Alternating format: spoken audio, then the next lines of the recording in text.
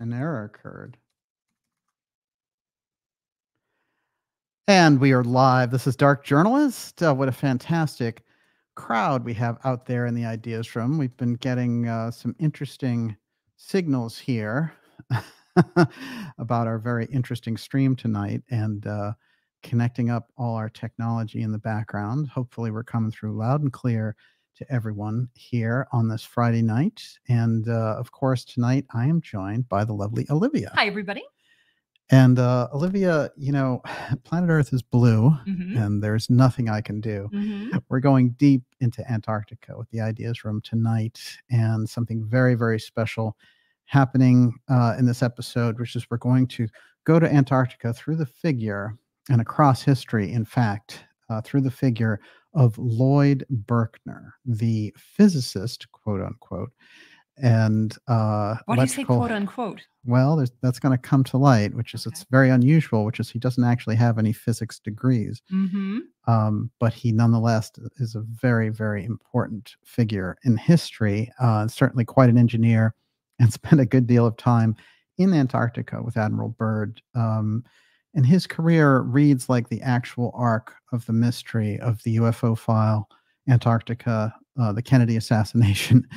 It's quite a tapestry, but tonight we're going to show some very interesting connections, and we've put kind of Berkner on the map in this broader way. You know, they just sort of hang him out there as this character of the past, but he's such a crucial figure, and it's going to be seen tonight that this is one of the most important breakthroughs around him, what he was doing, and the groups that he was connected with, and what their aims were, and how he was ultimately forced out.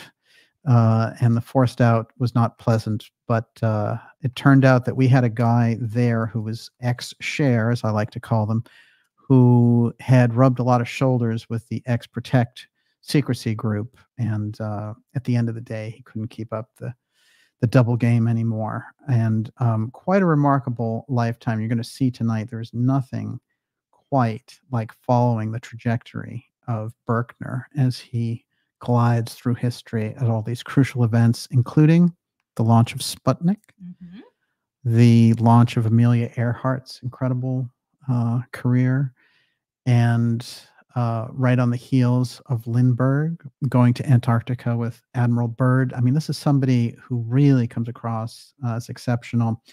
And so last year we put together this very important Apotheum documentary, which we actually put out last February, but we did it last year. And there's a section that features Berkner heavily. We're going to build on that arc and show you a lot more tonight. But that Apotheum one sets up the combination of Vannevar Bush with Lloyd Berkner. And of course, Vannevar Bush deep in the UFO file, leading the UFO file. And for those of you familiar with the MJ12 mystery, all of these characters figure right in the heart of it. But you don't need to believe a stitch of any of the MJ12 documents in order to follow tonight, because you know, there's kind of two schools of thoughts on MJ12, but there's no question that the group existed. Nonetheless, everything that we present tonight is without any of the support of the MJ12 documents. So that's going to be really wild. Of course, tonight, before we go any further, I want to mention that we're going to be taking your questions in the second half of tonight's program. We'll go a couple hours with you tonight in the Ideas Room, and Miss Olivia will be picking up your questions now. You can ask them anytime, and she'll put them all together for us in the last, say, 45 minutes of the show. And before I go any further, Miss Olivia, what do you got out there? Tim Houston said, didn't Lloyd Berkner die just before the MJ12 papers were released? Well, it's interesting. He certainly had interesting timing on his death. But the MJ12 documents came out in 1984. He died in 1967 at the age of 62. And it's quite an unusual death, especially given the meeting that he just had previously, 3 weeks previously, with James McDonald. And those of you familiar with the UFO file know McDonald quite well, and the important sort of revelations that he was bringing forward, and what he represented is that split in the secrecy state around presenting the idea of the UFO file. And very interestingly, he met in Dallas with James McDonald and an advisor to President Johnson, because President Johnson actually gave some, space for McDonald. He actually had him in meetings and other things. So it's very interesting about Johnson because he's deep in the UFO file. He's not often brought forward in relation to it. And he comes from that ex-protect side. But I think early on, before the roles were very well defined, people didn't know where they were going to go, which is why you find some of these people like Berkner seem half ex-protect and half ex-share. Ultimately, it seems to me their hearts, in the Berkner's cases with ex-share and the ex-protect people, become hardened members of the national security state, become kind of cult joiners. What's interesting also about that meeting, which is it seems that McDonald kept tapes of this meeting. And that also becomes an unusual feature as we go along here tonight, because James McDonald was such a radical UFO researcher in this sense, but he was also a very respected scientist. So he had the real balance going on. He had all the credentials of like Donald Menzel or one of these guys, but he was all publicly in favor of the UFO file, where those guys knew very well in the background those types of scientists, the Menzel types. They knew quite well that about the existence of the UFO file and all the implications therein, but their public profiles were total debunking. And this was just under very, very heavy instruction from the government at the time, especially from those the inner core of the secret government aspect. And what happens is that 3 weeks after this meeting, so we'll start at the end of Berkner's life, as it were. He has this incredibly wild meeting with McDonald on the subject of UFOs. A key LBJ advisor is there. They're in this house in Dallas, Texas. And then he heads to Washington to speak at this think tank that he's a part of. And he goes in and he gets a little fast food there. He eats his fast food burger. He goes upstairs to give his speech. In the middle of his speech, he dies. Berkner, it's a very tragic end to a very illustrious and interesting, enigmatic career, I think quite unlike any other.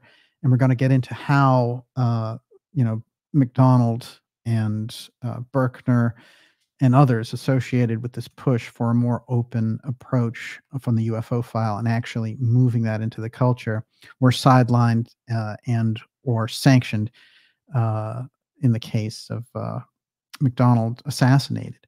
So this is what we're going to get into tonight, a huge mystery linking Antarctica, and it's Berkner's secret and what he learned in his journeys from 1928 to 1930 to Antarctica. But of course, the International Geophysical Year, which is something that I've put on the record here, as that is the point at which everything changes in relation to the government secrecy, the UFO file, the ionosphere, the interest in space, satellites, all of it is right there in that key year. And it's going to be interesting to those of you familiar with the Mystery School work that we do on this program, that Edgar Cayce pinpointed the exact year of the International Geophysical Year as the year that everything would change for humanity. And so there we were in the middle of this, and this whole idea that Berkner brought to the fore and got every government in the world to participate in. All the main scientists would go to Antarctica, study the ionosphere, and also the Russians in particular would be working with us for one of the first times there. And I believe a lot of UFO recon was going on in relation to this. But the IGY is a crucial and missed piece, especially when you get under the surface of the facade of scientific research. You're going to find something very deep going on right underneath the IGY. The International Geophysical Year Lloyd Berkner put together while he was working on the Robertson panel, which is the first deep exploration on the UFO file.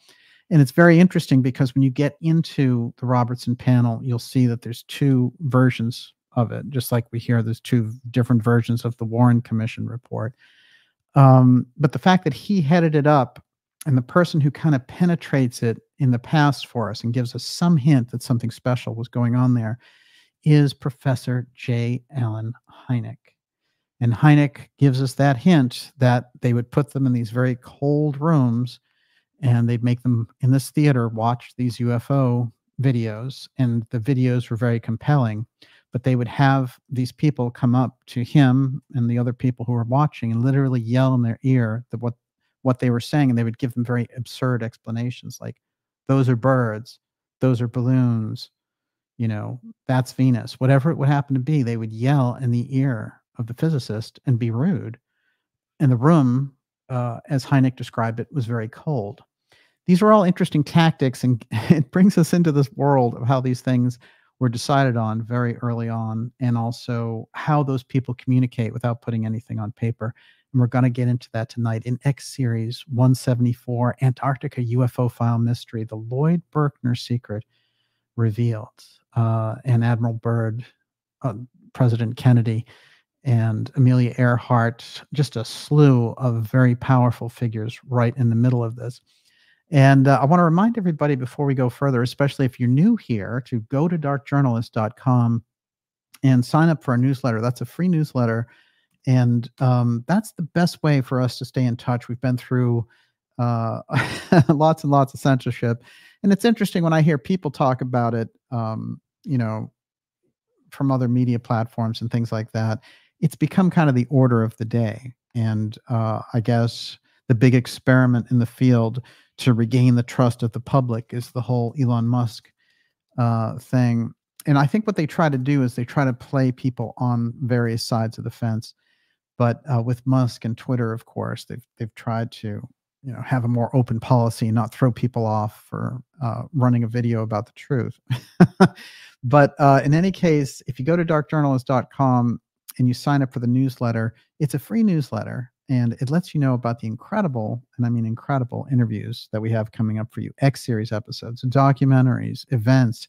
That's where it all is. So stand up and be counted. Make sure you're on that newsletter list, and then it's a lot easier not to depend on the social media networks, as it were.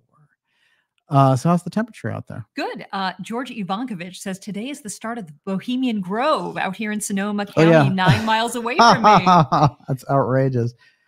Well, I know there's a lot of things going on. It was just Tesla's birthday, July 10th. And how appropriate was that? Very interesting. And Tesla kind of hangs out, the shadow of Tesla is throughout tonight's episode, because whenever you get around advanced technology, and the secret government utilization of a technology that they've kept off the books, whenever you get around the UFO file, whenever you get around weather wars, whenever you get around the idea of very special energy currents on the Earth, you're going right to the doorstep of the work of Nikola Tesla. And that Tesla-Trump crossover is going to be very apparent tonight, because who shows up in the middle participating with Lloyd Berkner in these Van de Graaff experiments, but Dr. John G. Trump, Professor Trump. And it's interesting also, one of the things we're going to get into tonight is the presidency of MIT. MIT is about 10 minutes from here. One of the things I can tell you about MIT is there are levels that it operates on, but some of the most elite of the elite scientists are there. Marvin Minsky, of course, was there with doing all the stuff with Jeffrey Epstein that we included in our Hacking Atlantis documentary. What I want to put on the record is that it seems to me, when I've compared the leadership, according to physicist Robert Sarbarker of the UFO file, that it is the presidency of MIT that held, this was kind of the identification marker for who holds the keys to the UFO file and the leadership. So if you had the MIT president and you tracked them, say, between the early 40s and the early 60s, you're going to find the person holding the keys and the leadership post in that UFO file. We're also going to hear about the fall of Vannevar Bush tonight, which isn't often talked about, but we're going to get into that. Before I jump into it all, Miss Olivia, what else you got? Scarlet Fire says UAP is a psyop. When one researches UAP, it's post-2000 plus and leaves out the UFO research from prior years. I love this point. Yeah, well, think about it. was absurd. I mean, you had this whole history around a thing. It's like calling the Constitution, giving it a totally different name and therefore ascribing different values to it. So when we get into the name changes, it's a repackaging, and those are what I would refer to as deep state marketing campaigns. And the only trouble they ran into, some of the salesmen they sent out there had a lot of holes in them in terms of telling the truth and where they could get tripped up in things. And there were voices like ours who put together, people like Elizondo and Mellon and crisscrossed their careers and just found the CIA coming up, over and over again. It was almost ridiculous. And so for me, when you see that kind of an effort, and that's where the UFO field is now, what becomes the traditional research terrain, the whole thing gets dramatically changed when you have all those characters involved. Well, it gets buried. So Joseph Farrell, yes, who's in the chat, says, "Yep, a great point about UAP and data amalgamation." Yes, absolutely. Well, and also you can also identify who's going to go along with your program by those who are suddenly latch on to the UAP thing and just dump all their UFO friends off to the side. We saw a lot of that. We saw some very established UFO researchers types. I've put this on the record before. It's going to be so crucial tonight, which is the deep state researchers and the people who understand government and government manipulation and things. They have a great advantage, which is they know how to do research. They know how to cite things, and there's much less circus type WWF action going on than there is in the UFO field. The UFO field knows something very important. They know that there's a UFO file, but they don't have any of the deep state background most of the time. So you're dealing with somebody who doesn't understand how the government works, doesn't understand how executive action works, doesn't really understand that intel penetration. And that's why when we had people come down from that system, from the CIA and these programs, they came forward and said, hey, we're going to have all this wonderful disclosure for everyone.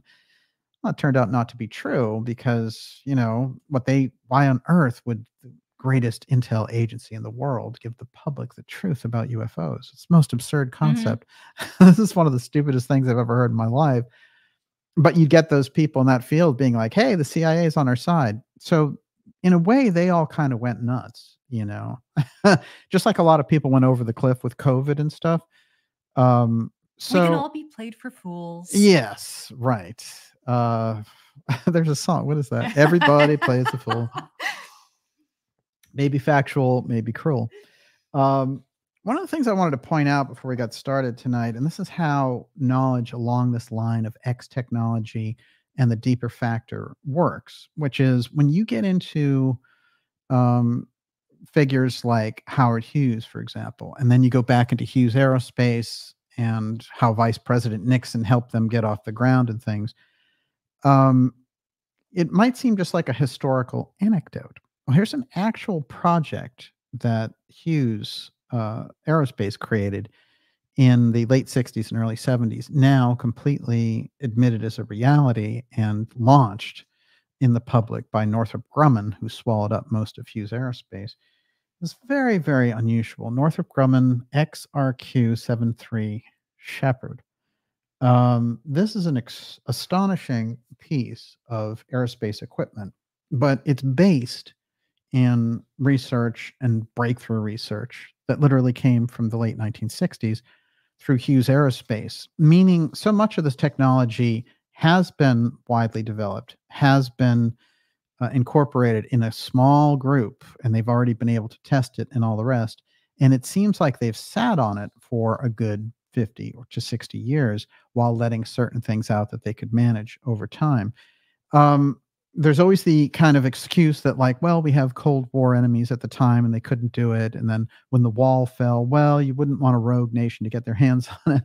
So it seems for that level of secrecy, there's always some good excuse. But there it is, right, for all to see. There's a kind of secret advanced technology wing that's been proceeding in the background all along. The question is, when we have groups like SpaceX and Blue Origin, what is the rest of the plan? And that's going to come into tonight's journey as we go all the way back to 1928 and the Antarctica mission of Admiral Byrd.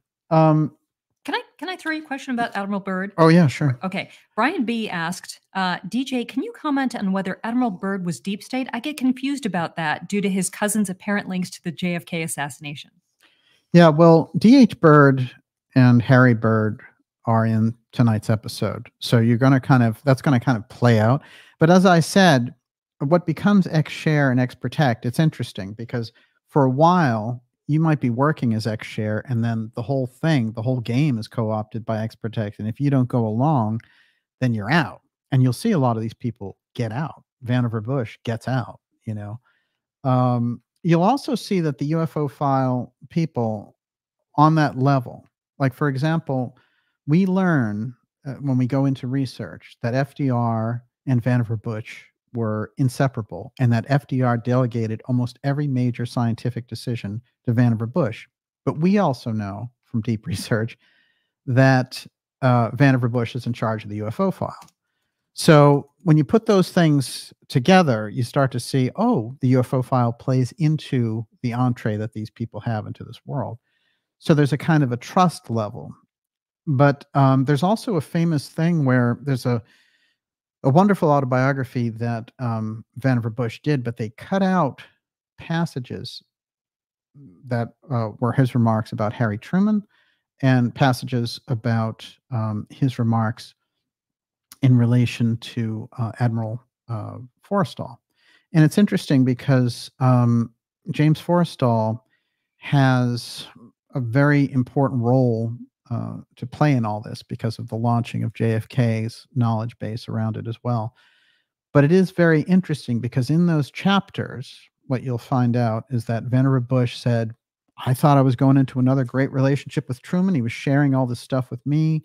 He was saying how ticked off he was that FDR didn't share any of the atomic secrets with him, even though Vannevar Bush had that whole knowledge base, and him coming in as president didn't even know. Vannevar Bush briefed him completely on all of it and was like, I'm your main man.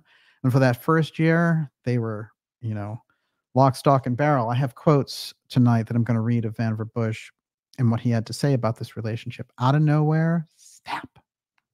Never talks to him again. Truman completely sidelines him. All memos, all secondary staff memos, no direct contact. He gets stiffed completely. And it's his level of knowledge and leadership of the UFO file. By the time you get to 1948, he is cut out of the loop. When you go a year later, Forrestal, cut out of the loop, literally assassinated.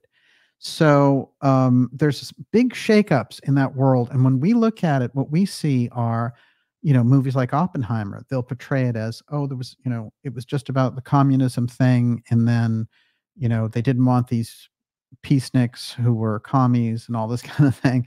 And that's certainly an aspect of that. But what you miss and what those people just don't talk about is the core sitting in the middle of that is their knowledge base around the UFO file. It's missing. It's missing in action. And so tonight we're going to talk about a very unusual group called Zork. And spell that? Is it Z-O-R-K? It's Z-O-R-C. Oh, C. Okay. And for my money, Zork is the group that's saying, if you don't dedicate this to more defensive purposes than offensive purposes, that is the UFO tech, the X tech, then we are going to be united against you. And this gets used, these Zork comments get used to bring people like Oppenheimer up on charges before the House Un-American Activities Committee. You know, are you a communist? They take a number of these scientists through it. So Zork is a chapter in history where we can point to it and say, aha. By the way, this is heavily, heavily censored. There's only a few things that refer to it, but I have them on the record. I have the books that mention Zork, and you can't find it online. You literally cannot. You can find maybe one or two articles, period, about it. It should be known throughout that literature. And so there's a lot of unusual things that come up tonight. I'm actually going to read the traditional story from the Atomic Heritage Foundation about Zork. But there's a book I want to bring everyone's attention to this book in terms of Lloyd Berkner and Vannevar Bush and that group. The book is called Science, Cold War, and the American State, Lloyd Berkner and the Balance of Professional Idealists, Alan Nettle. I'll tell you, and I'll show the book in full at the end of the show. That book's important. It doesn't even mention the Robertson panel, which is hilarious. So it stays away, like most of these historical accounts do, from anything that's truly meaningful. Nonetheless, in the nest of details of things, you're going to find something very, very special when we get into it. But the Zork conspiracy. Now, what they claim about the Zork conspiracy is that these scientists got together and that Oppenheimer was one of them, and they mention a series of them. But the spelling doesn't add up. So the whole theory that's based on why it would be called Zork doesn't make any sense because their names don't add up to Zork. That's so weird. Yeah, so that makes that theory fall on its face. Okay, 1954, Oppenheimer was stripped of his security clearance by the Atomic Energy Commission. The AEC, by the way, gets to be a parking place for different UFO materials as we go along. And the commissioner, Louis Strauss, held a hearing to investigate Oppenheimer past Communist Party associations and deemed him a security risk. It marked the conclusion of a bitter campaign waged against Oppenheimer by the proponents of an expanded American nuclear arsenal. Now, Oppenheimer and Berkner had very strong things in common. They didn't believe that everything should be based on all of these missiles that could decimate the other side. They believed in something called DEW, not directed energy weapons, but direct early warning systems. And that they would set these up across the country. Now, this is very interesting because, in fact, it's an early version of Star Wars SDI. And the idea is it's a gigantic fortress shield so that if I have a shield and you have a shield, you can build as many missiles as you want. It's not going to make a difference. That's what they were into. But I'll tell you something else. They were into developing a civil defense organization to do this. They didn't even want the military to carry it out. Now that's where they were. And you can see how this process, throughout Oppenheimer, throughout Berkner, throughout Bush, and made way for this thing, because that's where these people were going. And they almost got us into a direct nuclear war. But fortunately, we were saved by the actions of President Kennedy in 1962. So these things, start to add up for us. Zork is interesting because what was happening was there a series of messages, memos, and other things going to very high national security officials saying, we're a concerned group of scientists. We don't like where this is going. And we would like to see this more on a civilian basis than a defense basis. We think you're headed into World War III and all this idealism, blah, blah, blah. So it gets into this whole thing, and they have a conspiratorial tone to them. And what happens is there's a gigantic convening of the Cosmos Club, the top scientists. Now, I've referred to the Cosmos Club as UFO Bilderberg. Because if you go through over the years, you're going to find figures like Arthur Lundahl, Howard Menzel, all the people that led the major debunking commissions around UFOs all come through there. But other people come through there too, like Hynek and others. So whenever you get around the Cosmos Club, there seems to be over and over again the signature around the UFO file.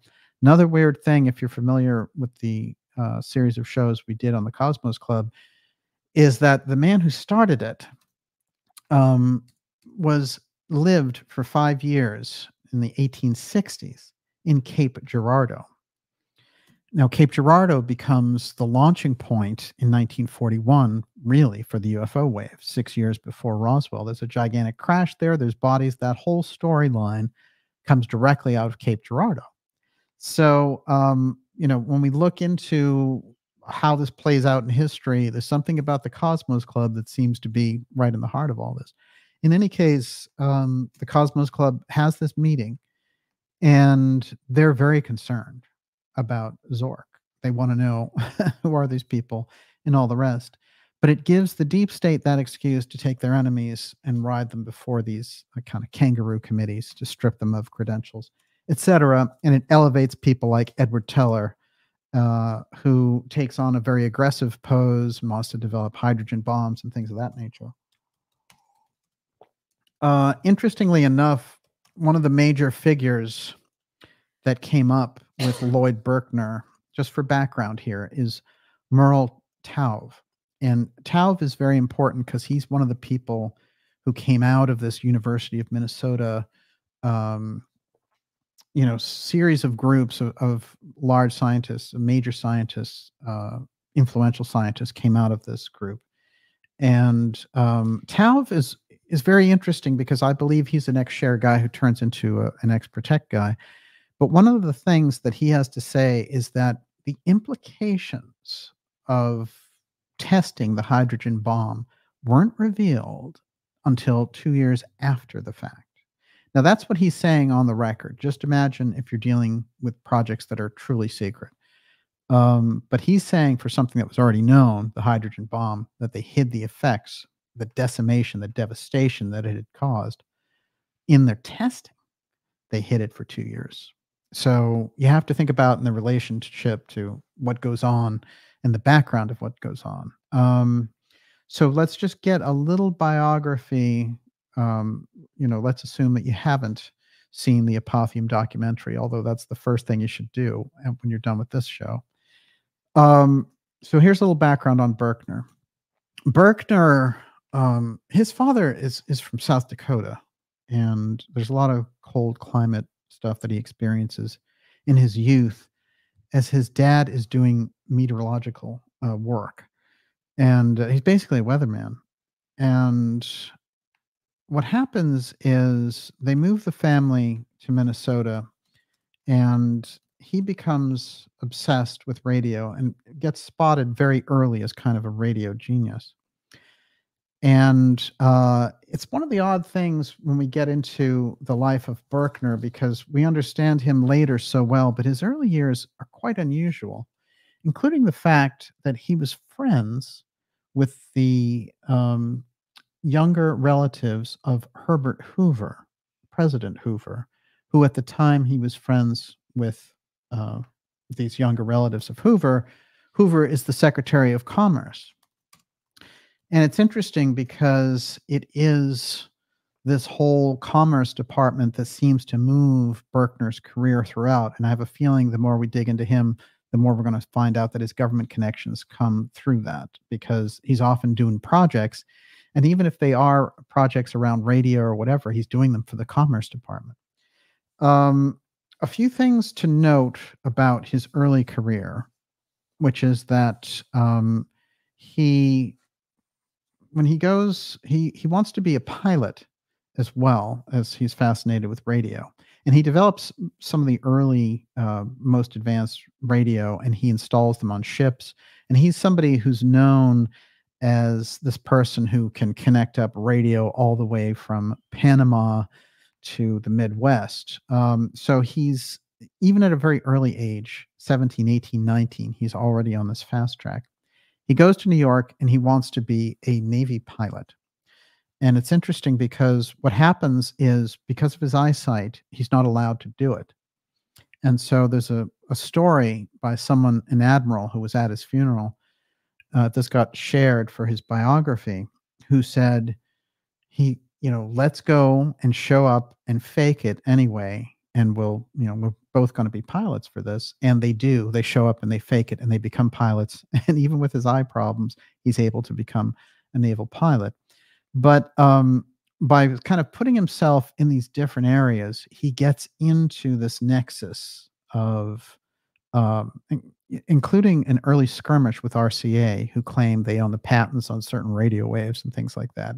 He has some interesting problems where his ships are boarded and RCA people come on board to sue him and things like that. And what happens is he ends up meeting with our friend Admiral Byrd, and Byrd convinces him, I need your expertise for these planes and for these ships that are going to Antarctica. You're going to be my main man. And he says, I bought this plane, and this whole thing about this friendship plane. And Berkner actually tells him in one of the first ways that Berkner is explosive on the historical scale. Berkner tells him, you know what, this plane is not going to do you for Antarctica. It's literally like you're going to need something else. And so Byrd will switch out that plane, and it will be Amelia Earhart who will take that plane. And Amelia Earhart will say, this thing is so well suited up with radio and everything else. Who is this incredible guy? And they will form a lifelong friendship, Berkner and Amelia Earhart. And he will suit all of her planes up with this fantastic radar, radio, and all the rest. So we can see already that he's a very influential person at a very young age, and he has incredible connections. But for him to actually be chosen to go to Antarctica at the age of 22, I think is remarkable. And I think it goes more to his connections than, I mean, certainly his ability makes him do it, but it is those really deep connections. And we're going to see how those connections will guide him through his entire life as we go along here. And what is Berkner's secret in relation to Antarctica? We're going to find out. Everyone, you're watching the Dark Journalist Show. This is X Series 174, Antarctica UFO File Mystery, Berkner's Secret Revealed. This episode may end up being a two-parter because there's so much to get into over the course of this, and I think to take questions and all the rest. So that's how I'm looking at this. But this is definitely going to be a very complete part one. Before I go any further, Miss Olivia, how's the temperature out there? Good. Joseph Farrell says commerce, the foundation for the study of cycles. Oh, wow. Yeah, that's really true. Well, we know it's also the Secret Service comes directly out of they're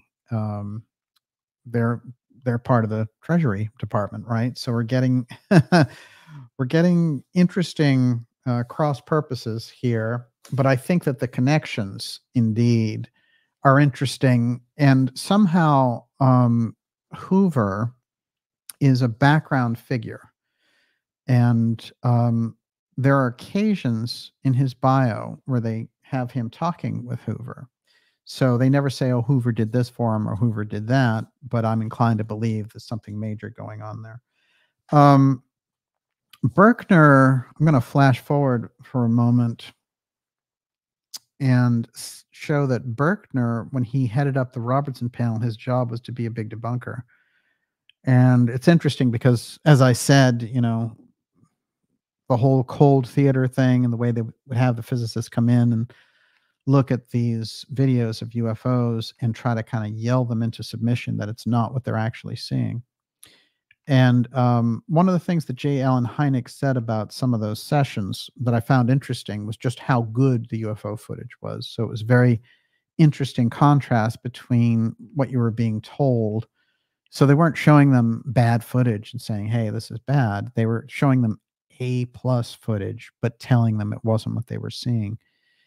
And the communication there, instead of just saying, hey, we're in a secret meeting and, you know, you can't reveal this, the communication is, this is the real thing. We're letting you see it, but here's how we talk about it. And that becomes the guiding principle for the UFO file through 70, 80 years of the history that we know about in relation to it. And it was only, you know, say in the past 10 years that, you know, they came out with these more glib explanations and try to pump up a UFO threat piece with it. But when you go back there, you can see the real program for it. Berkner, again, has some unusual incidents when you get around past the Robertson panel, but into the International Geophysical Year. And when it comes to his relationship with President Kennedy, it's very interesting because he tells him in no uncertain terms that going to the moon is very much like conquering Antarctica. And he believes that we need to become this planetary civilization and all the rest. He's a driving force and helps Kennedy write the moon speech. Here's another place where Berkner is showing up and having an amazing influence on history. And again, we have to ask ourselves, what is it? What faction does Lloyd Berkner represent? And what is he in that he sits in the middle of the three major mysteries of history, Antarctica, the UFO file, and the JFK assassination, while dancing around in other mysteries like Amelia Earhart. something from the horse's mouth is always helpful. But when I read this, I'm hearing JFK style transparency language. Let's see if you can catch it. This is directly from a speech that Berkner gave in 1960. And he says, scientific greatness always rises from diversity of thought, never from conformity, since the security procedures that support technological secrecy inevitably put a premium on conformity. They tend to prevent our nation's realization of the very greatness that we seek. Technological secrecy tends to obscure the essential dependence of democracy on diversity of thought and opinion. The strength of democracy lies in the perspective and proportion that the diversity of public opinion provides for the guidance of our public officers. This guidance is now entirely lacking with respect to our most critical problem because information is either restricted or because public opinion is influenced by leaks to the press of information that supports some special interest point of view. But beyond its direct effect on the formulation of public policy, technological secrecy has an even greater impact on the public adjustment to the new environment produced by that technology. As technology emerging from science becomes more and more a major part of the living fabric of our lives, just so will its control become more and more a major factor in shaping our whole society and political structure. This is a deep thinker. He's somebody who realizes, oh, if you're not sharing it with the public, if you're advancing in the background and the public isn't with you, at a certain point, there's a schism and your whole society becomes upside down. This type of language, and he goes on, I'll just finish his quote, that he says, the decision that direct the application of technology for man's benefit should not be reserved to any class, creed, political party, or individuals, whether they be scientists or churchmen, military strategists.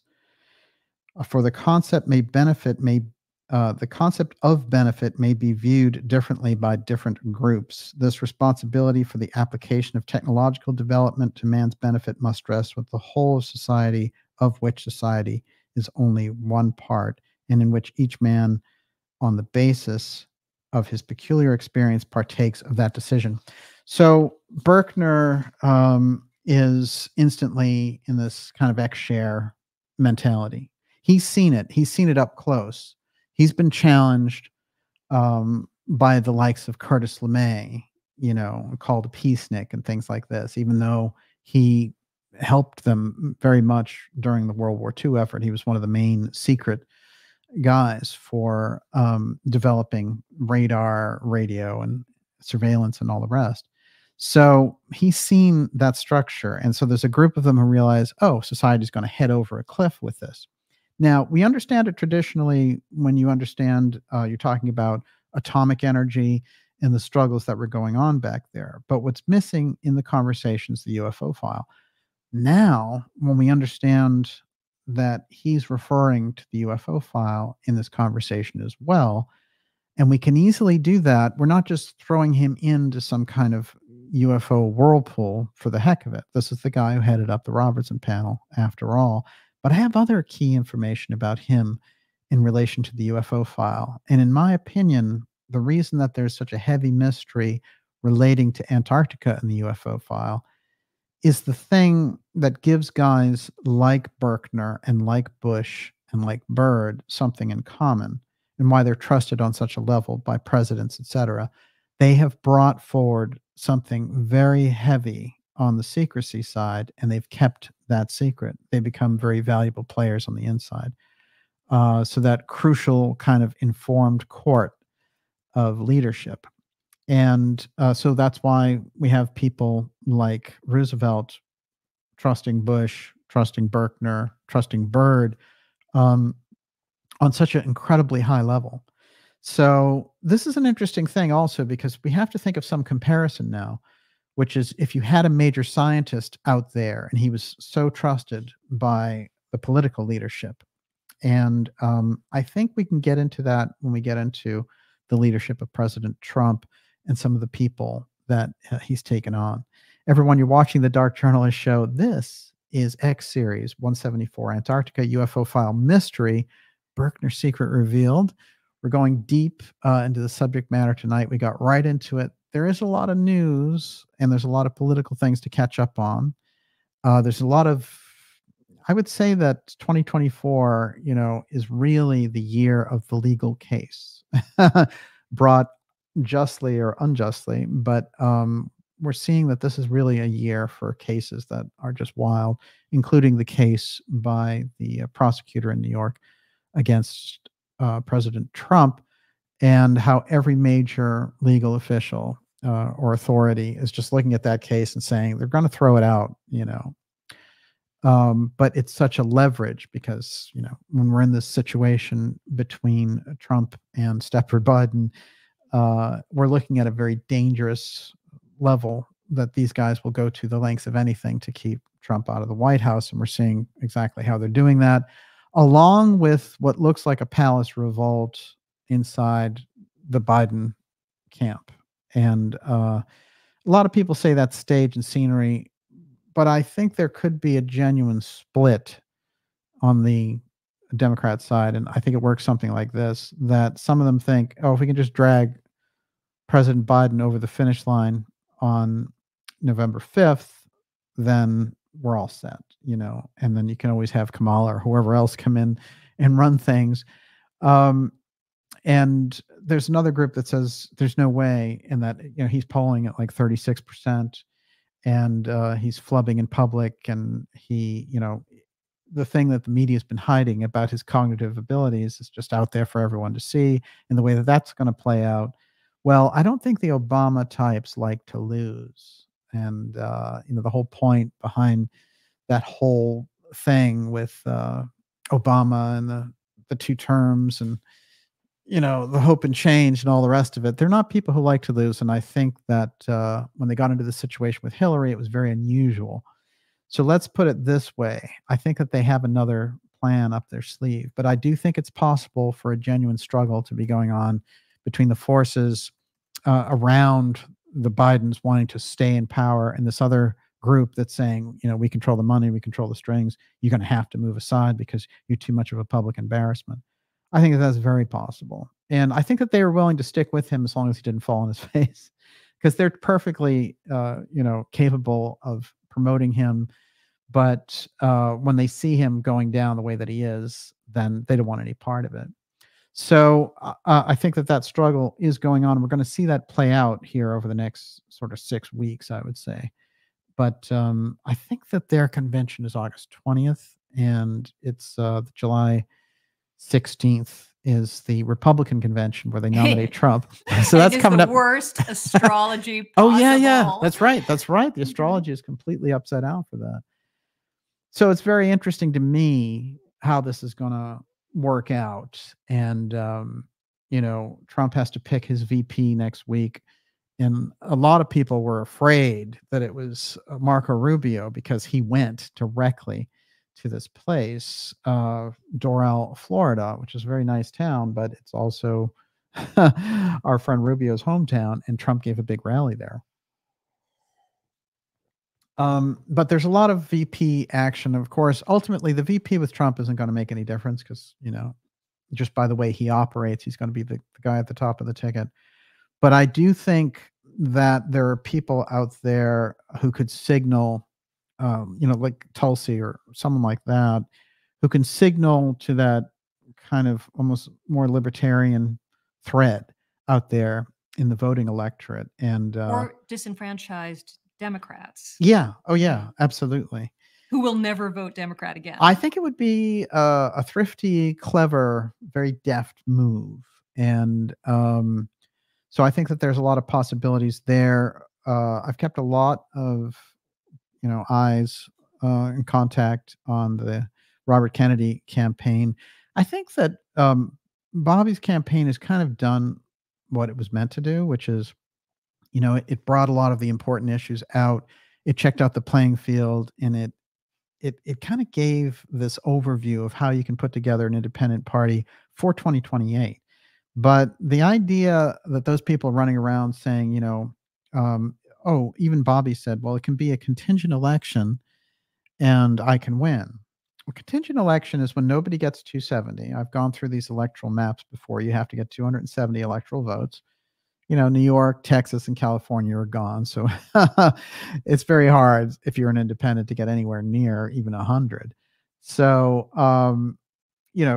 this whole thing about, well, I don't need to win the electoral college.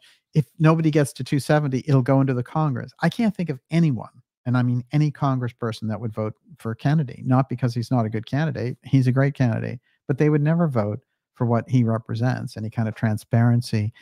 And I'm sure all their donors would cut them off and all the rest of it. These people don't want a COVID critic in there. And, the way that he sounds with most of his policies, none of those Democrats would ever vote for him. So I don't know what he's thinking. What the Republicans would, I doubt that. Maybe a couple, So I don't see any pathway for Bobby's campaign. I think there's a possibility it could have caught fire on the Democratic side. And I think once they switched it to independent, the curve became too difficult. And so in my opinion, the best thing I think Bobby could do is throw all of his weight behind Trump.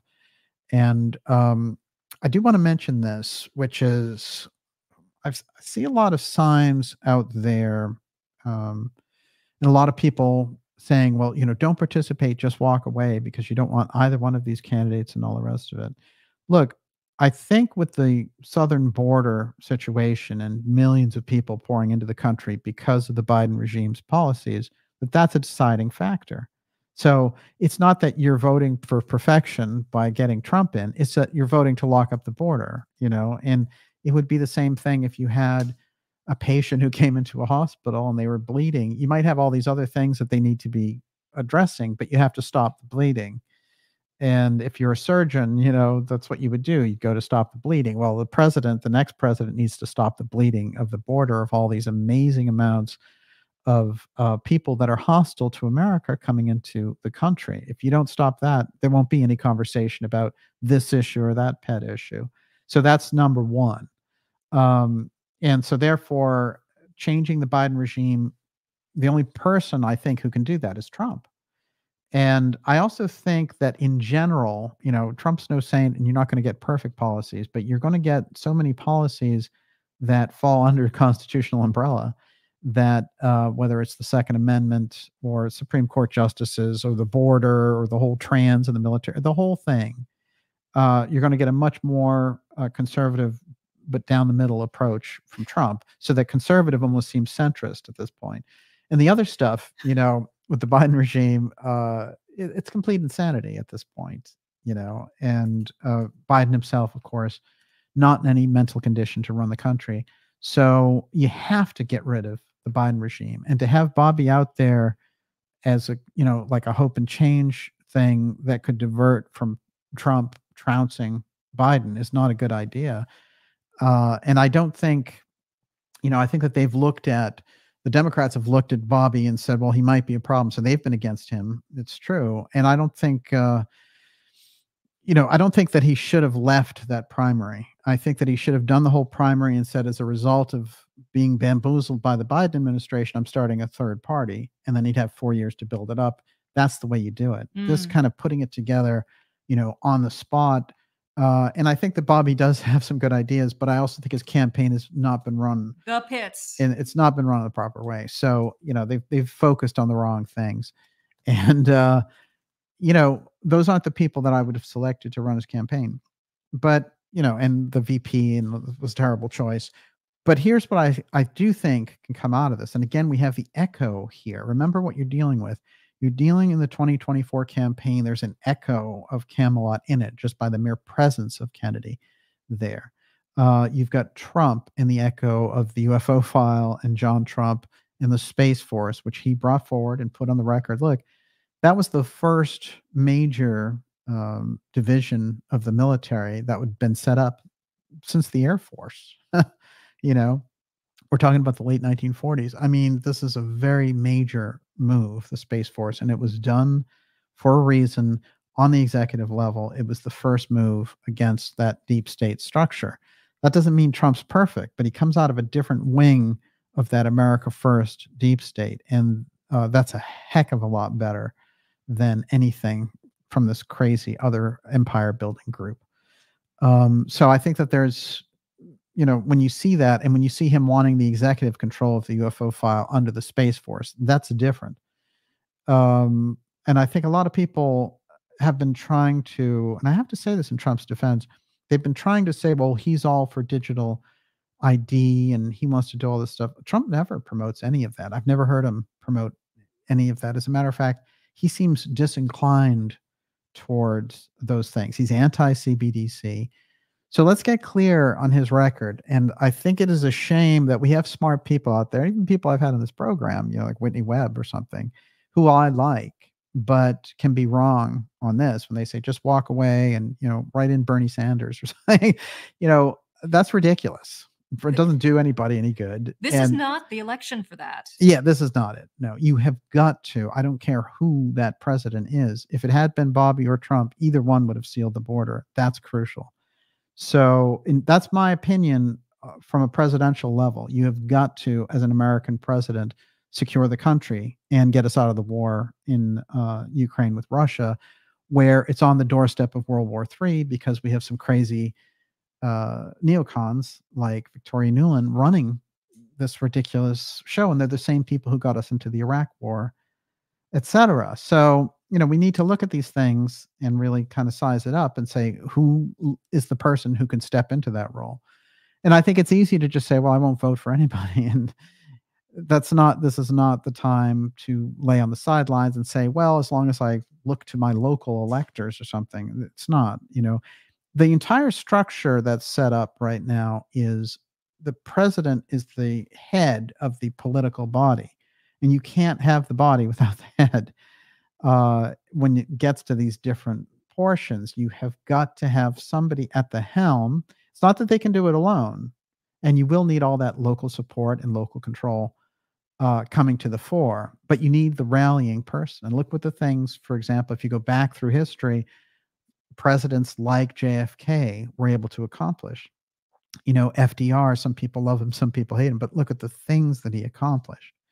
That's what a president can do. President Reagan, there's been a big resurgence of interest in President Reagan. Look, I'm going to tell you something that relates directly to the episode we're dealing with tonight. President Reagan and his efforts around Star Wars and SDI did a very crucial thing. He introduced the concept of using advanced technology in space for protection against something.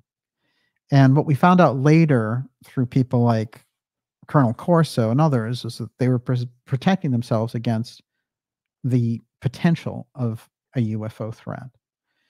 Now, however that sizes itself out, I'm sure the intelligence community wanted to whip up this whole threat thing. But nonetheless, the idea that you can have weaponry in space is exactly what Eisenhower and JFK were opposed to. But the idea of making this type of technology used for peaceful purposes and to make aggressive nuclear activity seem archaic and a thing of the past, I think is very interesting. Now, who on the campaign trail has been talking a lot about building a great dome over the United States like they had with Reagan and Star Wars, but they didn't have the time or the technology to do it? President Trump, in his last 4 speeches, go back and read them, he is talking all about a shield over the United States. This is, again, into that Space Force conversation, but it also speaks to the real UFO defense idea. And that gets you into a conversation about what is the UFO file, which is what we're addressing tonight. And the UFO file, gets played off sometimes as, oh, there's an extraterrestrial threat, and the CIA wants to create this false threat. That's one side of it. But what's the real thing? Somebody obviously is using more advanced technology. There's no question about it. I could think it's off-world. I could think it's being done by humans here, but somebody's operating it, right? So the idea of a shield might make part of that UFO excuse, that UFO threat excuse, might take that off the table and it might defang certain aspects of the deep state who have used this. So therefore, I think it's a very sweeping conversation that Trump is putting forward, and he's directly relating it to Star Wars. And he's saying, just wait, we'll do something that they couldn't do with Star Wars because we have the technology. One thing I'll say about Trump is he's not afraid, and he's not so busy hiding the technology. Very often he'll spill what the technology is. You know, we have invisible weapons. We have weapons that can manipulate the weather, things of this nature. Trump does spill that stuff out because he's aware of what we have. I've often put on the record that when it comes to Trump, part of the problem that the deep state has with Trump is Uncle John and the knowledge he imparted. And we're going to see Uncle John comes up tonight as well. Everyone, you're watching the Dark Journalist Show. This is X Series 174, Antarctica UFO File Mystery, Berkner Secret Revealed. And I do want to say, closing that whole thing, that I do feel, I've said it before about Bobby Kennedy, that I think he would have made a great VP for Trump. And he could have learned, you know, because Trump only has one term left. And I think Bobby could have learned a lot in that. Instead, there was a kind of an arrogant thing about I can beat Trump and all this stuff. But at the end of the day, there's no pathway for his candidacy this time around. So wait for 28 would be the moniker, the chant for Bobby. And look, he brought up a lot of key, important ideas. And, I don't think he was very well served by his campaign staff. What do you got out there? Twilight Miss said, a shield over the USA? Isn't this exactly what The Simpsons predicted on several occasions for Springfield? Oh, LOL. Look, there's no doubt that The Simpsons got a lot of things out there before they actually happened. Some of it, I think, was luck. And then sometimes you have people who just invent stuff and like they create a meme like, hey, The Simpsons got this right. And it's not true if you investigate it. So, you got to watch out for the junk conspiracy there too. Can I share one more thing? Yes. Scarlet Fire said, I just want to congratulate President Trump for being the only person in 2024 to get convicted of any crime in New York. True. And you know what's interesting, though? If you talk to a lawyer, they cannot say, they will tell you cannot call Trump a convicted felon because the sentencing hasn't happened yet. So it's not on his record. So even though Biden loves to go out and say convicted felon, we know the case is phony anyway, but even saying it is wrong, and the media saying it's wrong, and the Bill Maher's of the world and those people saying convicted felon, it's all incorrect. Talk to any lawyer. He hasn't been sentenced yet, and since the sentence hasn't happened, then there's no record. So you don't have a record as a convicted felon, and so you're not. So therefore, if I were to write something, on an application and I'm President Trump, I don't have to put down convicted felon at all because I'm not one. I literally haven't been sentenced yet. And we all know that, if there's any justice going on, they're going to throw out that case. Okay. Berkner, Lloyd Berkner, the physicist, quote unquote, the engineer, the radio man, the myth maker. At a certain point, he says to John F. Kennedy, in 1928, the legend was there. In 1960, the legend is here. 1928 was Antarctica. That's what he was talking to Kennedy about. And he was relating the trip to the moon and the voyage to the moon by Apollo was the next legend. And these are the conversations that he had with Kennedy, and somebody who was so active in getting Kennedy to say, we choose to go to the moon, not because it's easy, but because it's hard. That's Berkner. It's Berkner's influence on Kennedy. Now, one thing I've put on the record, and I don't know how this got missed in all of the deep, wonderful work that all of the different researchers have done over the years, and that I stand on their shoulders of all their deep state research and all the rest. What was President Kennedy going to do when he was assassinated? President Kennedy was going to meet with Lloyd Berkner at the Trade Mart. That's where he was headed. And he was going to make a sweeping speech of staggering implications, according to Berkner. Now, I put that on the record in relation to Kennedy's assassination. And what's interesting is it's factual. There's a ton of documentation for it. What gets me about it, and I'm going to read this. There are two very unusual factors involved here, which I think should be much more important for, say, the truth community or the UFO community to pick up on, which is just sitting there, kind of going round and round and like, is Jacques Vallée right? Are aliens elves? I mean, you can really move the conversation around the UFO file down the road somewhat by latching onto these deeper concepts. So I want to say, anyone who's watched this show knows Douglas Caddy's confession, or talking about E. Howard Hunt's confession to him that Kennedy was killed over the UFO file. Keep that in mind, and remember that that was a conversation by one of the highest CIA officials to a friend in private, and that friend was a Watergate burglar. And he told him that in 1974, and Caddy told that to me 7 or 8 years ago. Now, first thing to log in mind, Lloyd Berkner, after Kennedy is assassinated,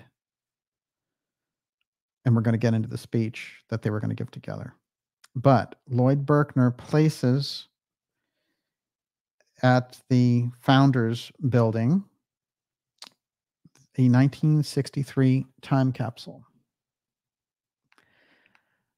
Berkner puts this in there, and I've often pointed this out in relation to exteganography and all the rest of it, that time capsules are very crucial. We've heard about the Nixon time capsule, the LBJ X letter, and a series of these stealth archives that are there. It's my impression that Berkner put the actual speech in that time capsule, hoping that someday someone would get their hands on it. This was the speech they were to give together, and it's the unspoken speech of John F. Kennedy, November 22nd. Now, I followed a number of articles that followed where the speech was, because everyone wanted to get their hands on it after the fact, but it wasn't let out. And you couldn't get it, and you couldn't get it. And then later, they would say, oh, everybody, they made this available in the 60s. And finally, I caught what the LBJ people on their way out said, oh, yeah, here's that Kennedy speech you were talking about, and that everyone wanted. And what happened was that speech was the most ridiculous speech I've ever seen, and JFK would have never given it, because it was all about how to get tactical weapons, nuclear weapons involved in battlefields and all this nonsense. President Kennedy he had already established the nuclear test ban treaty. He was all about reducing nuclear tensions. He never would have gone into the heart of this and talked about building up nukes. What they were going to talk about in the original letter that Berkner says, when he talks to his students, he gives them all a letter, says there was going to be staggering implications from the speech that I was going to give with President Kennedy. Well, let me tell you about the ceremony that was involved, that was going to happen. Kennedy was to show up, and there was going to be a helicopter that was going to land on the lawn of the University of Texas. And they were originally going to do it at the University of Texas, and then they moved it to the Trade Mart. So he was going to give Lloyd Berkner a flag that had been flown over the White House, that his different military aides were going to come up and hand it to him, and he was going to hand it to Berkner. And we know that Berkner was going to give his own speech, and the only record that we have left, again, says that, Berkner says on the record, well, it was going to have staggering implications. And I'll read his exact quote, so it's not just something that we say. But there was an article by Terry Brooks on the 50th anniversary of the JFK assassination, and she was writing for Dallas newspaper, And she was just talking about some of the things, and this is how this came out. I went back 10 or 11 years to find this article. And so I'm just going to read a little bit from it so we get some idea of how they were going to do the ceremony. John F. Kennedy's assassination in Dallas on November 22nd, 1963 was a tragedy that devastated the nation. The many details surrounding the president's death 50 years ago then have been widely reported. Less well known is the connection between the Graduate Research Center of the Southwest that would one day become University of Texas in Dallas and the president's visit. Al Mitchell had an assignment: draft plans for the visit of President John F. Kennedy to the Graduate Research Center of the Southwest. In less than 2 weeks, the president was due to arrive in Dallas, and if the local Chamber of Commerce and political leaders had their way, a stop at the Graduate Research Center would be on the itinerary. The not quite 2 years old research center was ready to stake its claim in the region's burgeoning science and technology sector. Mitchell and the center's leadership, including Eric Johnson and Lloyd Berkner, were faced with the realities of planning around the ever-shifting presidential itinerary. I confess, Mitchell wrote in a November 14th memo, to being a bit in the dark on the boundaries and limits of planning actions for the President of the United States. The most elaborate plan was put together. It would require a helicopter, a military honor guard, and a high school band. The proposal had Kennedy presenting to Berkner a flag that had flown over the nation's capital.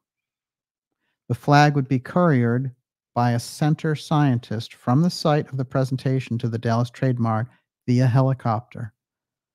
A closed-circuit broadcast from the campus would show the courier being met by the honor guard and band awaiting Kennedy's command to raise the colors of the new flag.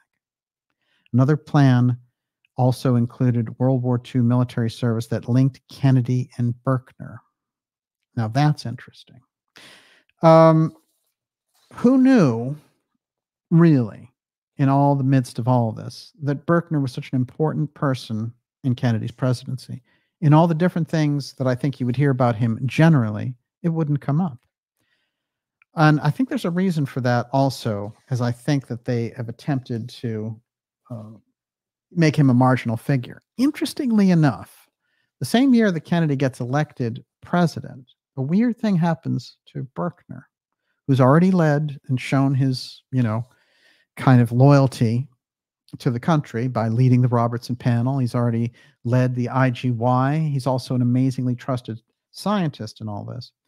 But his wife and his daughter are driving in New York, and they run into a headlong collision. And one of the people who's in that collision is another scientist that works with Berkner. And somehow, in the strange fate of this auto accident, he dies, they survive, but it's very serious. And they do recover. And that's a shot of Berkner with his family. It's an odd thing, I think, for this to happen. And I also think that the fact that it happens with one of the people who are, a major engineer under a major scientist under Berkner is very odd, because it was a random accident. They weren't meeting each other or anything like that. And we have to go back again to the things and the secrets that Berkner held from his work with Admiral Byrd in Antarctica all the way through World War II, the Robertson panel, IGY, and now helping Kennedy get into office to get this moon landing piece going. I happen to think that the system had enough of Berkner and his ex-protect, ex-share balancing act. And I think they had moved against him. Interestingly enough, on the surface, after the Robertson panel, he would be asked about the UFO file, and he would be like, no, Moss, I don't want to hear anything about this and all the rest. In the background, if you look, there is a series of memos long after, and communications long after the Robertson panel of 1952 with the CIA, Lloyd Berkner demanding information from the CIA on the UFO file, and them responding. In this one memo I have Dr. Lloyd Berkner, President, Associated Universities, Incorporated, Columbus Circle, New York. Dear Lloyd, with reference to our prior conversations on unidentified flying objects, enclosed for your information is a copy of a letter from the Air Force together with the declassified version of the panel report. Philip Strong, Deputy Assistant Director. I have about over a dozen of these. So there's a lot going on, but it's years later. It's just before Kennedy gets into office. And it has Berkner asking the CIA for information over and over again. This one's December 57. And remember the International Geophysical Year with all its money, all its scientific output, all of its, implications in terms of inter-country relations and all the rest. So there's something very important going on there. When I looked into IGY, the International Geophysical Year, I found out, it didn't just go on for a year. It actually went on until 1965.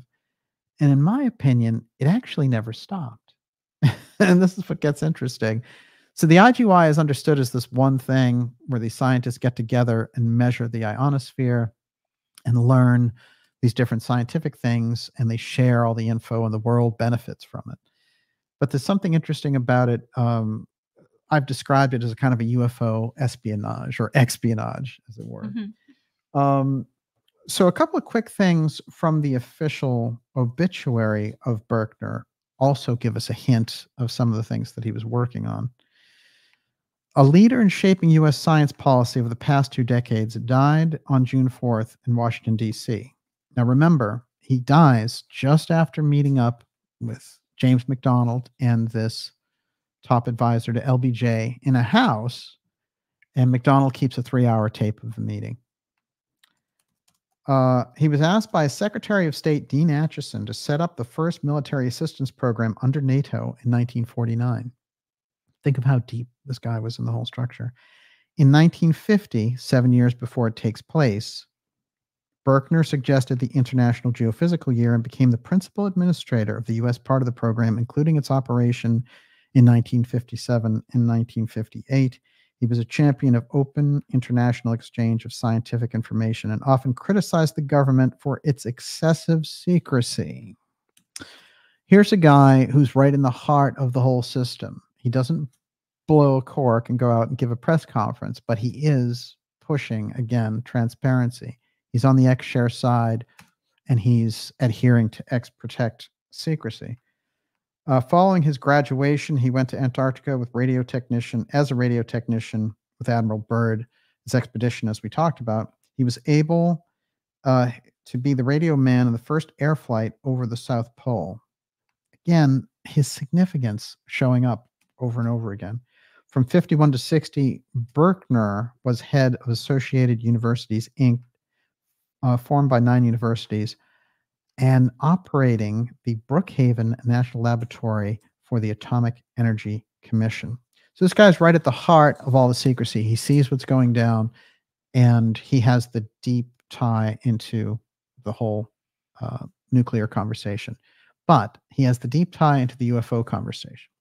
So when President Kennedy is taking that turn on Elm Street and heading off to the Trade Mart, minus the deep state bullets that take him out of the picture, what would have happened then?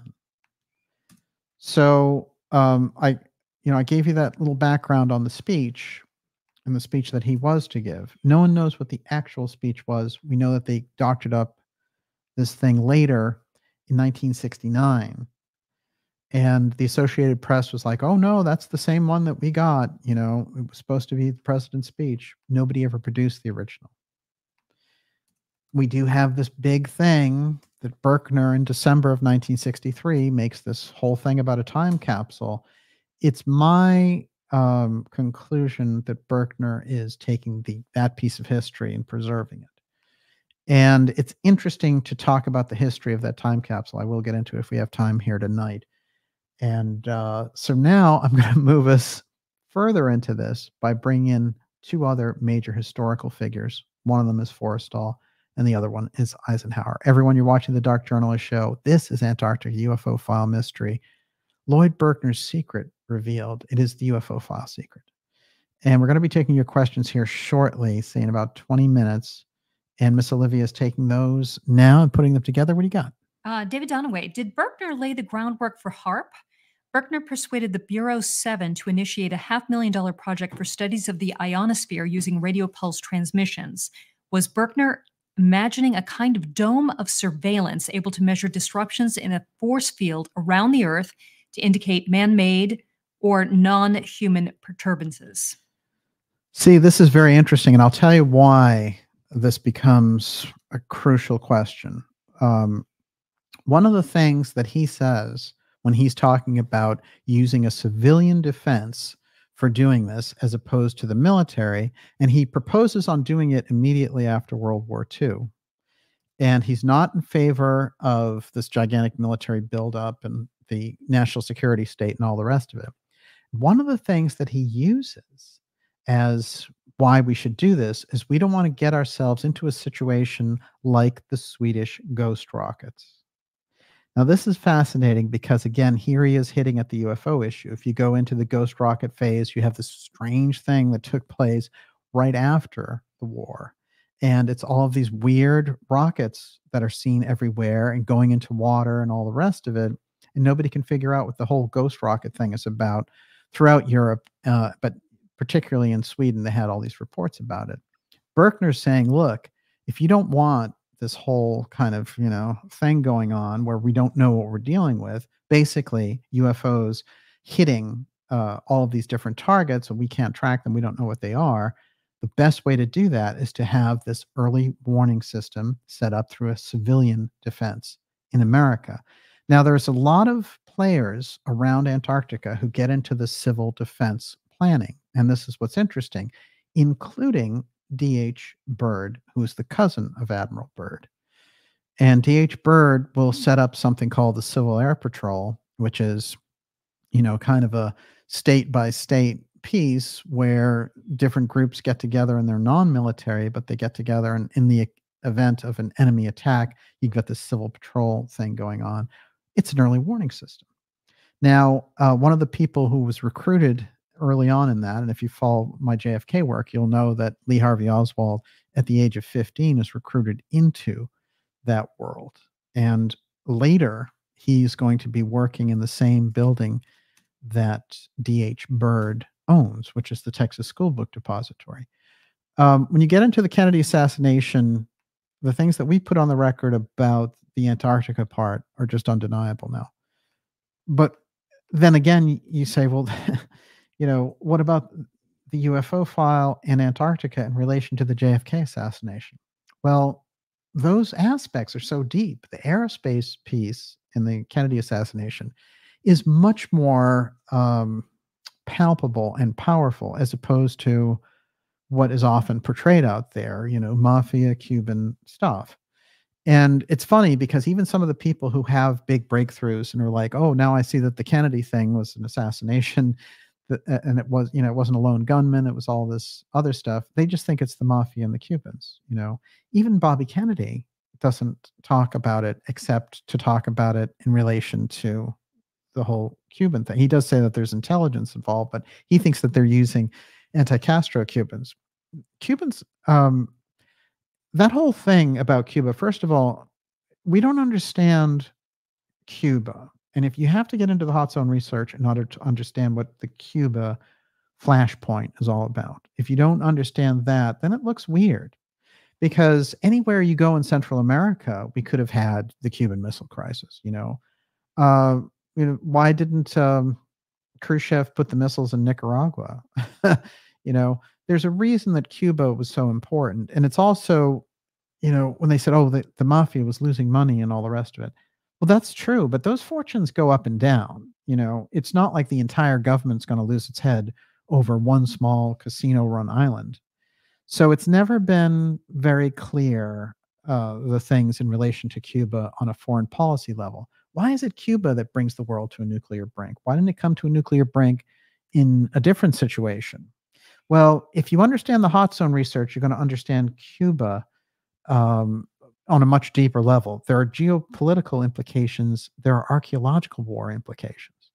So you know, and there are territories and things. There are all kinds of territorial wars that the intelligence agencies secured for the United States in that period. There's no question about it. The whole banana wars and banana republics and all the rest of it. But that level, World War III level, why is that happening in the first place?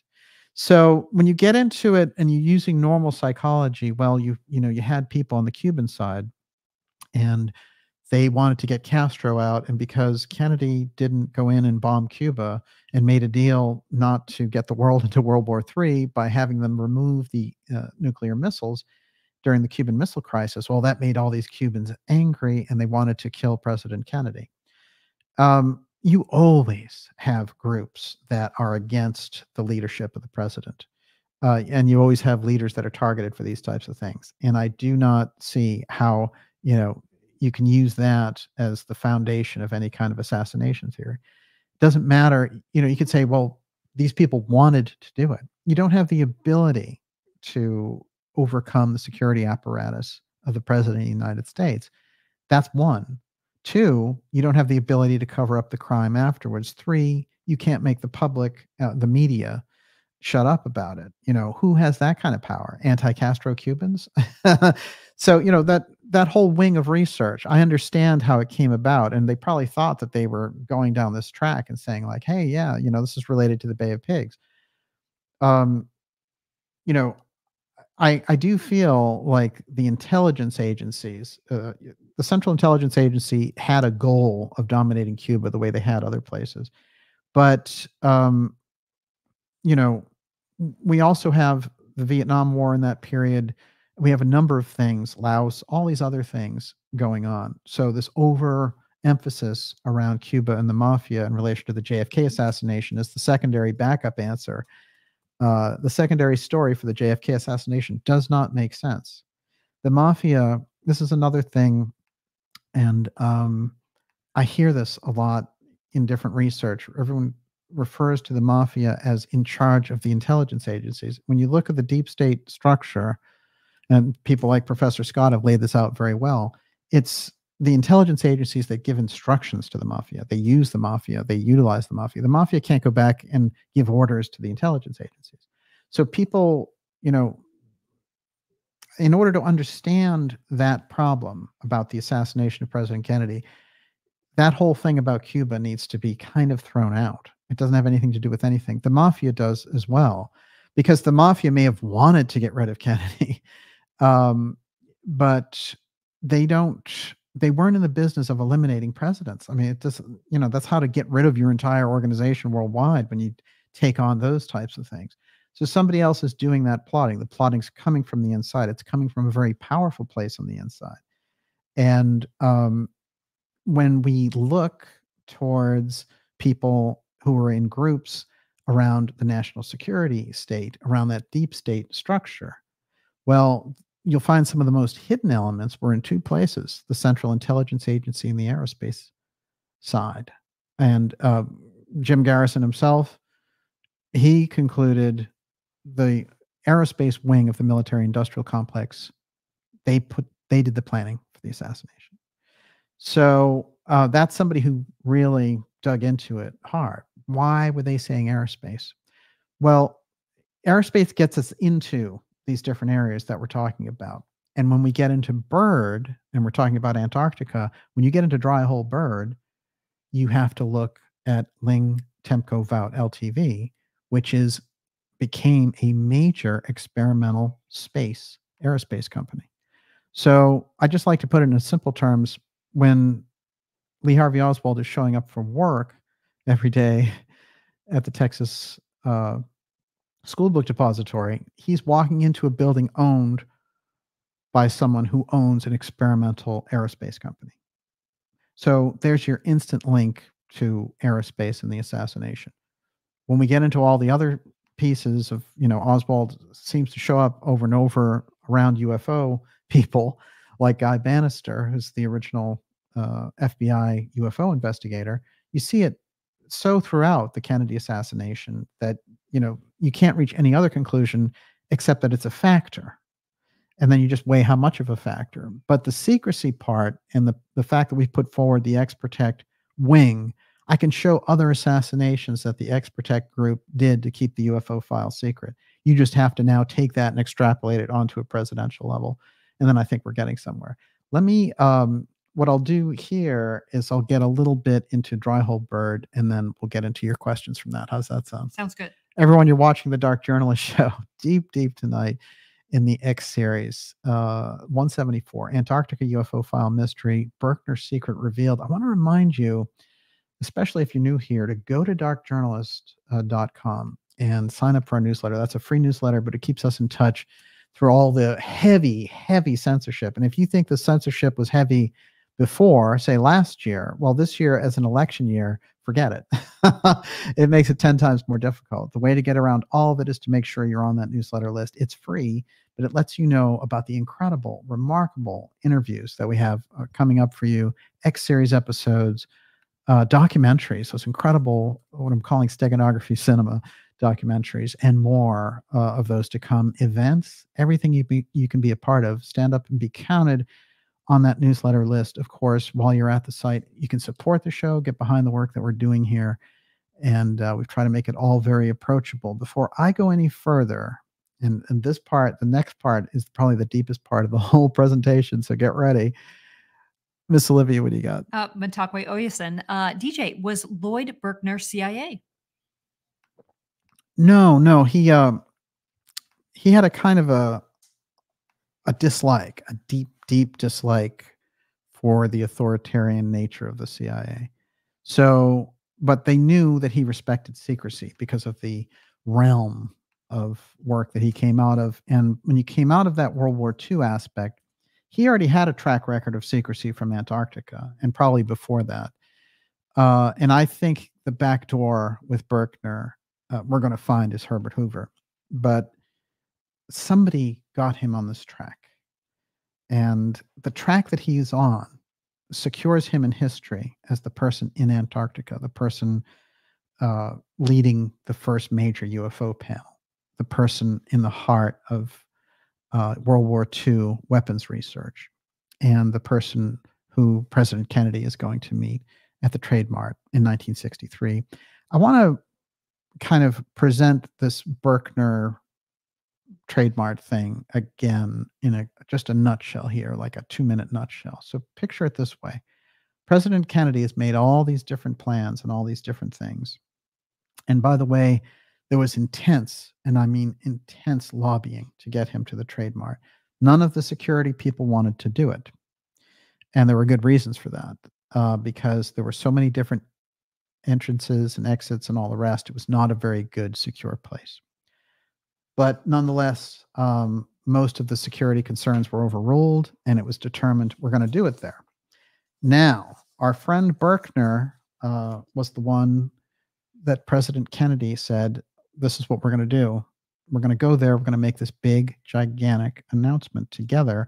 I'm going to have the flag that's flown over the U.S. Capitol brought in, and we are going to helicopter it in. The military attaché is going to hand it to me. I'm going to hand it to Berkner. Berkner's going to say his part of the presentation. I'm going to say mine. And then basically they're going to blow everybody's minds right there. Now, the suggestion could very well be it's UFO disclosure. That's possible. I don't rule that out at all, considering Berkner said it was going to be staggering. It could have been an announcement of a joint moon mission with the Soviets, which Khrushchev said Kennedy was working with him on, and they were going to do it, and they had already agreed on it. It could have been the agreement of that right there. They could have announced it. It could have been the announcement around an advanced scientific aerospace venture. However you size it up, it was going to be something measured, remarkable. And if we think of this, we really understand what was going on at the Trade Mart with Kennedy and Berkner, and we understand Berkner and his deep Antarctica background. And then we see that Kennedy is assassinated from a building where the owner is D.H. Byrd, who is the cousin of Admiral Byrd. Antarctica is all over this assassination. So we have to kind of ask ourselves why, what is the secrecy around Antarctica? How does it relate to what Kennedy was going to say at the trademark? And how does that relate to the gigantic switchover at the top and the introduction of a completely different repressive system versus Kennedy's new frontier of freedom? Those are the questions. They have to be answered. Why is Antarctica even a factor at all? Why couldn't the owner of the Texas School Book Depository just been an insurance salesman that was good at real estate? No, none of those ordinary pieces fit in there. You've got very high level players, and if you go just a half inch deep in the whole entire thing, you're going to find them there. So Antarctica and the connection involving JFK. Let's look at this for a minute. Byrd, Admiral Byrd, has Harry Byrd as his cousin, who's the senator from Virginia.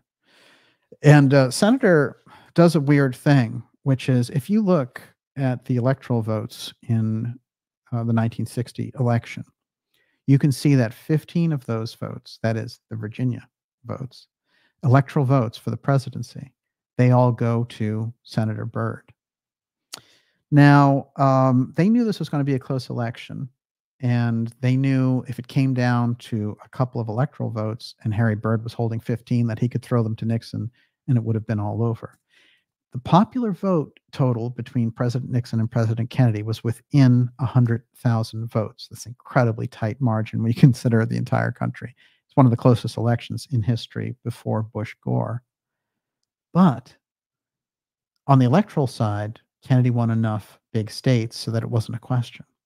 But think about it. Why is Harry Byrd even involved in the Electoral College? They found a way for him to secure 15 electoral votes. So he's right away in standard hardcore opposition to President Kennedy. And he's throwing his support behind Nixon. Now, a weird thing happens, and I always say a picture says 1,000 words. There's a strange set of photographs of LBJ and Senator Byrd. When LBJ becomes president, he's seen kissing Harry Byrd's hand. So I have two different pictures of this, but for me, it says a great deal because, you know, a president in public kissing somebody's hand is pretty gigantic. I mean, we've had the weird thing about when presidents bow before the Saudi princes and all the rest of it, or, you know, their counterparts in China. You know, that already can create a certain amount of controversy, shall we say. But this I think is very unusual, the hand kissing. I'm sorry, who was kissing Harry Byrd's hand? LBJ. Okay, I want to throw this in here. Nicole says a lot of SRA survivors have come forward saying they were basically sold to Senator Harry Byrd via the CIA. A sick, sick man. I have a lot of interesting, strange stories about Harry Byrd, but it's his brother that intrigues me more, and then it's their cousin that intrigues me even more. But he was known as the purse strings of NASA, and LBJ was known as Senator NASA. By the way, as I mentioned at the beginning of the program, LBJ has a dramatic entrance in the UFO file, and it shows up over and over again. As a matter of fact, in 1960, before the election, he was going to lead a Senate panel investigating UFOs, and that's where James McDonald, the scientist, comes in, and he comes under LBJ's radar. A couple of quick things here. There's a picture of the Trade Mart and the crowd waiting for President Kennedy to get there. What's interesting is the speech was supposed to be at 12:30, and we can see President Kennedy gets shot at 12:30. So the motorcade was running late even before the assassination. Is the point there. And what's interesting is a number of people who were part of the motorcade who went on ahead, when they get to the Trade Mart, they don't even know that the assassination has happened. A quick another photo reference here. That's D.H. Byrd. And over here, let's see if we got this correct. That is Byrd in his Civil Air Patrol outfit. This is Lee Harvey Oswald as a 15-year-old Civil Air Patrol recruit. All you need to do, if you're the person who invented the Civil Air Patrol, is tell your guys, hey, I need a patsy for this. Who have you got among your ranks? And I think, we know when looking at this, they'd been looking at Oswald for a long time. And one of the main things that they used to do, and they can't do it as easily anymore, is they would send guys out like Gerald Posner who would say, oh, Oswald didn't have anything to do with any intelligence, anything. He didn't know David Ferrie. He didn't know, none of this stuff made any difference. So a series of pictures of Oswald with Ferrie in the Civil Air Patrol came out, and this one just debunked their whole position.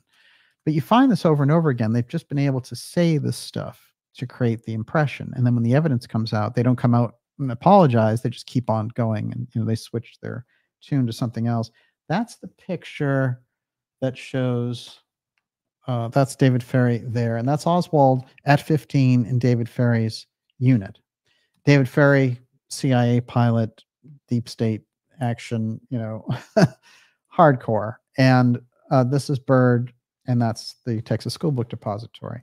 So we're getting oriented to so many of the connections that are involved there. But think about this too, and how strange this is. The Civil Air Patrol is part of this civil defense setup, which Berkner is so much in favor of. So it's like, what they've done is they've taken people like Berkner, who have thought up these kind of almost noble ideas about how to keep the civil population involved and not give too much control over to the defense officials and the military. So that's kind of the X-Share approach. The X-Protect group looks at that and says, you know what we can do? We can actually use this as part of our COG command. And the way that we'll do it is we'll use the same people like Berkner who are setting up for bomb patrols and things like that, and that'll be an early foundation of how we do the continuity of government planning. I want to say this about COG, which is there are always COG players involved around these deep state events, but certainly around the JFK assassination. As a matter of fact, one of the main guys involved in the state planning of COG is involved in setting up the motorcade route. And what's known as the Doomsday Network, which is the COG network that gets used in the case of a nuclear emergency, where nobody can track it. It is a completely secured system. That system was operated by a Secret Service agent named Winston Lawson. So you have COG elements right in the heart of the assassination. It can't be missed. So when we look out here in 2024, and people say, well, COG, that's just a fearmonger thing or whatever. Look, you have a president at the top right now, the commander-in-chief, who everyone knows is not with it. What's a better excuse to bring in the continuity of government? Well, you could say they do the 25th Amendment before that. Yeah, you would hope so if they wanted to keep a facade of democracy, that they would do it that way. But what better excuse for the continuity of government? There are a lot of weird things that I've put on the record at the end of the Trump administration relating to the continuity of government planning and him trying to basically defang it on his way out.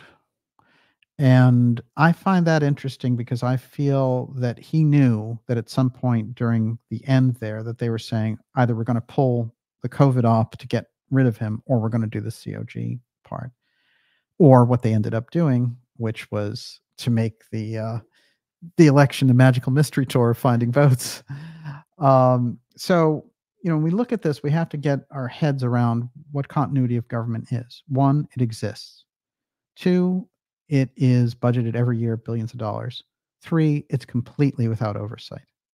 There's no oversight. Congress doesn't have any oversight over it. They're not at the level of security in order to do it. So who oversees the continuity of government program?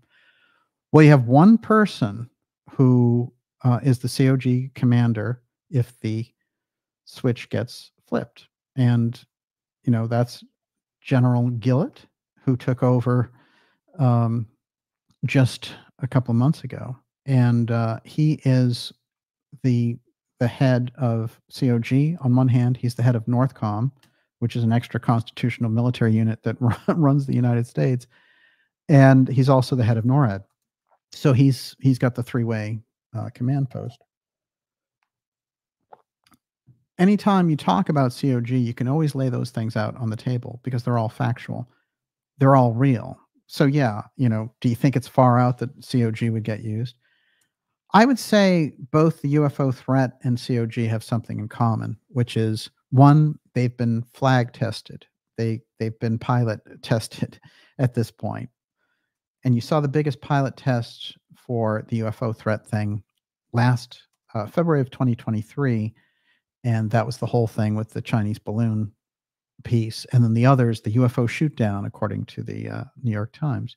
Those things were real tests in real time to see how the responses would go. They're still very unusual incidents. Let's face it. Are they even explained? No. So when you get into continuity of government planning, again, it's set up with a gigantic apparatus, but the oversight fades over time. So the very things that are getting warned about by Berkner and other X-share type personalities like Kennedy, they see, oh, these people over here are using democracy and all the rest of it as a facade in order to create the superstructure where they can get us into some emergency situation and suspend all of our rights. Well, what does that sound like? That sounds like what happened during the COVID operation. So I guess to round out the point about COG is we need to understand it. It needs to be understood as a factor around these things. And when we get into deep events that are unexplained, like Kennedy's assassination, 60 years later is completely unexplained. And the only thing we know is that the government lied about it, right? The other piece that I think we've brought in is that the aerospace group that had something to do with it was the same X-Protect group that was hiding the UFO file.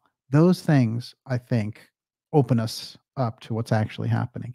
And I also think they open us up to why there's tremendous resistance to someone like Trump.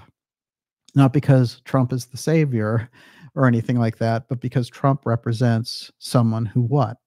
He operates on the same level of understanding as they do because of Uncle John. Uncle John comes out of the Vannevar Bush, Lloyd Berkner group. They're very well informed. They know all about the UFO file. They know about X technology. He was sent in for Tesla's work. So these are historical pieces.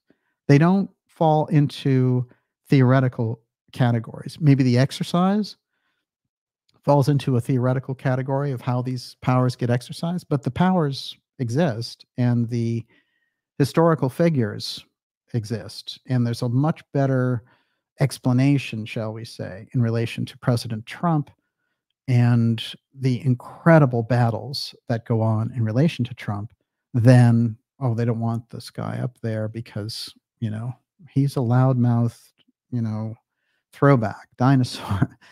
It's a much deeper picture than that. And you can be an intense fan of the things that Trump would do as president, or you can be in total opposition. But the facts about what he represents wouldn't change either way, because if he represents this deeper level of power, it explains a great deal in our process. Let's put it that way. Everyone, you're watching the Dark Journalist Show. This is X-Series Antarctica UFO File Mystery, Berkner Secret Revealed. We're going to start taking your questions, and I'm going to kind of roll some of these other facts that I have here into the presentation because otherwise we'll run out of time. And with that, Miss Olivia, I turn it over to you. Okay, we're going to start off mellow. Roger Z. President Johnson, after the JFK assassination, ripped Cape Canaveral Space Center, later called the JFK Space Center, taking it to Houston to become the Johnson Space Center just outside Webster, Texas. The Mercury flights were controlled from the Kennedy Space Center in Cape Canaveral. The Houston facility was pure Lyndon Johnson pork barrel. Wow. Well, that's really true. But I'll tell you something even better than that. Kennedy had set up NASA to be right over here. Okay. Now I'm right where I am. Harvard University is about 2 minutes from here. If you go down and look down the Charles River from Harvard University, you're going to see there's a major site there where Kennedy was going to have the gigantic space station. And there was going to be a major space center there. That's where Kennedy was going to put it. So it's interesting when you get, the change of leadership, that whole Cambridge Boston thing just gets scrapped completely. And what's interesting about that is LBJ puts that in Houston, and it's odd because what happens is they say, okay, we'll put the Kennedy Library at the site where the NASA thing was going to be instead. And oddly enough, for some reason that doesn't happen, and they put it way, way out there, that JFK Library on the tip over by JFK UMass on the water there, which doesn't seem like a very likely place for it, actually. Since he went to Harvard, you'd think his library would be right here. So something very, very interesting, shall we say, about that. Okay, Herzenstern. What was the Lincoln Field project that Berkner was involved in 52-53 in Cambridge, Mass? Yeah, this is where things get interesting, because that Lincoln project goes at Cambridge, MIT, but it also goes to Lexington. And it's quite interesting because it's an extension. I think that Berkner's work becomes responsible not only for HAARP, but it also becomes responsible for CERN, because the work around the ionosphere is the very early track for HAARP. And then the later work about smashing particles and all the rest of it, that is all related to this Lincoln aspect. And that all becomes CERN. It's the same exact experiments. And it's interesting because Berkner was in charge of Brookhaven. And they had a reactor in Brookhaven that did the same particle smashing that the Hadron Collider did. So all the foundations for this advanced work come directly under what Berkner was doing. If you follow Berkner, you can follow the track of that advanced technology. I think that's what's so fascinating about him. So when you get to 1952, in the Robertson panel report, and how you hear about there's two reports, one for the public that debunks everything, and then the other real one that informs everybody. Then things get very interesting. One of the guys who saw the real report was McDonald, who was a scientist around Berkner and others, and eventually around LBJ. McDonald was like, wait, I don't get it. The public one that came out is completely different. It's absurd. It's completely butchered. What happened to the good one? And he was told the story, basically like, wake up and smell the coffee, McDonald, this is how we do business. And then he realized, oh my God. And he said the Robertson panel set back the UFO field 20 years, and that the UFO field could have taken a gigantic leap forward in 52. It was the perfect timing. I have some of his comments on it, which I'm going to share with you here, and then we'll get right back to your questions. How does that sounds good? All right, everyone, you're watching the Dark Journalist X Series 174, Antarctica UFO File Mystery. We're going to go about another 20 minutes with you here. So Donald Kehoe, who was in the Air Force and flew with guys like Lindbergh, and had a very deep interest in the UFO file. He knew the pilots who had seen it. He tracked it. He'd seen inside documents. You couldn't get around this guy. They just try to ridicule him, but he had a deep, deep background. Kehoe shared with McDonald, James McDonald, the scientist we just saw, all the facts of his early attempts to bring about open UFO hearings on the Hill for Congress.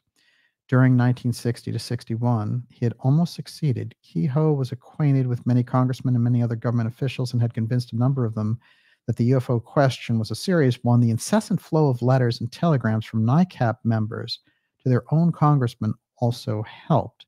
In August, an extra impetus arrived. Kehoe arrived from NICAP board member, Vice Admiral Roscoe Hillenkotter, a signed statement in which Hillenkotter urged immediate congressional action to the dangers of UFO secrecy, specifically the threat of accidental war resulting from UFO formation being mistaken for Soviet surprise attack.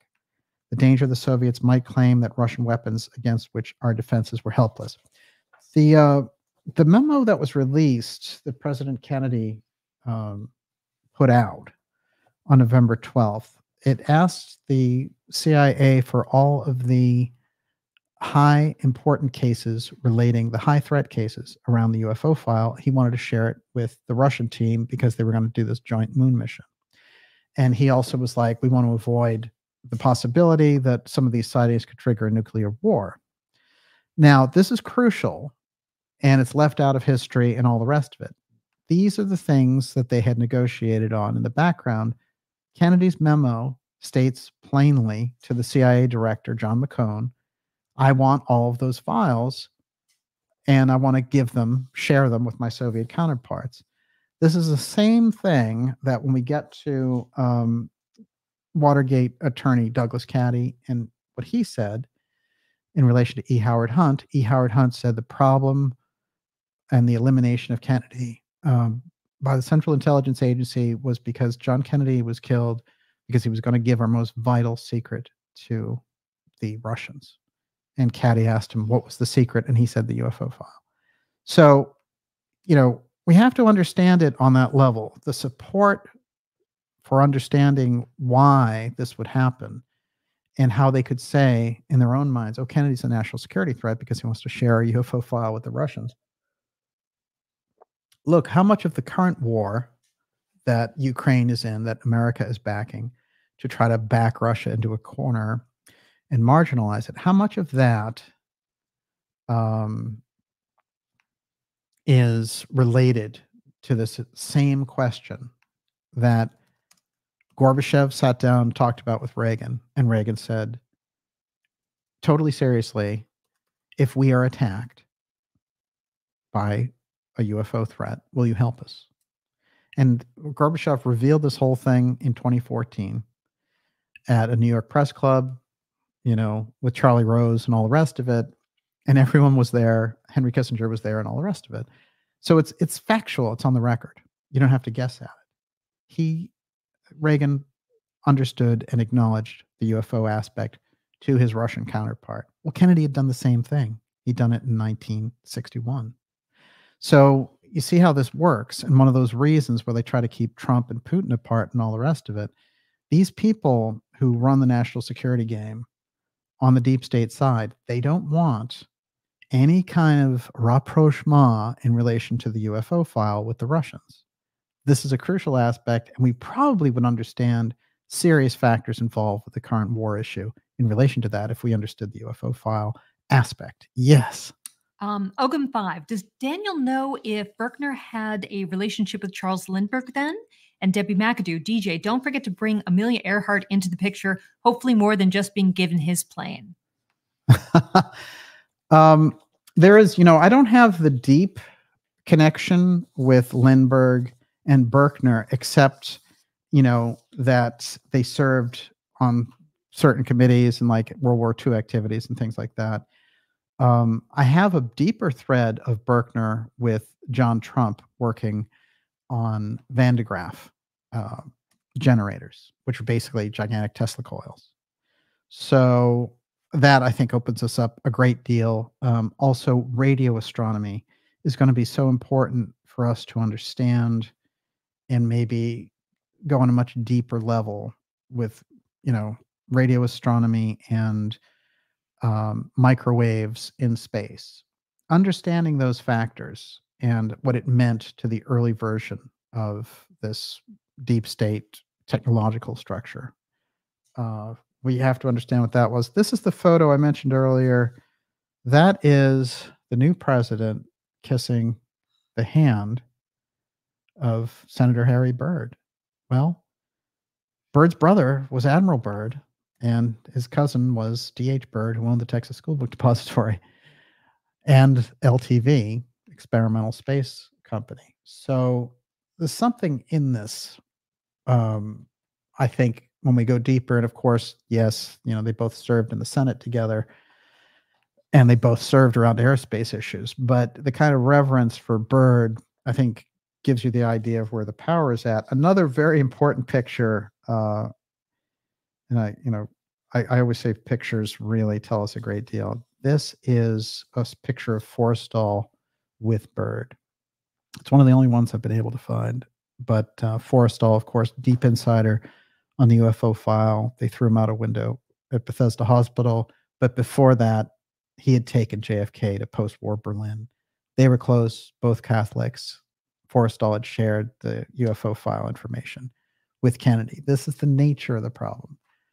And so we understand when you go deeper, that piece that I was talking about with Kennedy and Khrushchev, again, if they're going to the moon together and Kennedy's saying, I'm going to give you the UFO files, we'll share and we won't have war in space. This is a better outcome for humanity. As a matter of fact, we'll make space a demilitarized zone. Well, what does that sound like to people who want to control things from above, below? And by the way, of course, you have paperclip factor major in the heart of NASA, as we've done a number of shows and we've learned from Dr. Farrell's work. Then what does that tell you? Well, are these guys who, just killed 25 million Russians going to be wanting, all ramped up to give them the ultimate secret of the United States and probably Nazi Germany? I don't think so. So this factor and where they oppose Kennedy, yes, they oppose him on his general freedom piece. They oppose him on his anti-war stance. They oppose him on a number of different levels. His finance policy, wanting to marginalize the Fed, things of this nature. There's no question. But the UFO file is the straw that breaks the camel's back. And it has to be understood that aerospace is involved in the assassination of President Kennedy. If you don't understand that, then you miss an arc of history. And I think that people can go along and say, you can look at it and say, well, there were these factors involved with Kennedy's assassination, that the official story is bunk. That's going one step. So you understand that. And so, but when they plug the mafia and all that kind of stuff in there, it's not really telling you anything, is it? What does tell you something is if they're building basically a space government, and that an early opponent of that, who really had the world at his feet in a sense, in terms of the world and how they felt about America during that period, this other group is like, well, this guy, he wants to take away everything, all the plans that we have in relation to space, and he wants to make space a demilitarized zone. That's ridiculous. No weapons in space. That's the whole program. We're going to control everything from space. This is a good reason not to trust SpaceX and Musk and all that kind of stuff, because it's not coming in, this whole idea of like, it's like a space presidency. That's not constitutional. And, we vote on things like that here in America. And you don't get a space dictatorship or some, authority from space. So the fact that they've been building, and we've talked extensively about the covert operations that go on in space, that's an infrastructure. And they plan to do a great deal with that infrastructure to control things on the ground. So that's all unconstitutional activity, and it's illegal activity, and that's how we should regard it. And it's not trendy. It's not, aren't they a genius for pulling that off? No, the whole thing is completely, against humanity. And so therefore the plug needs to be pulled on that, and the power control to the citizenry in relation to, yes. Okay. John, this is a couple. John Grammaticus, wasn't Zork an early video game about a UFO?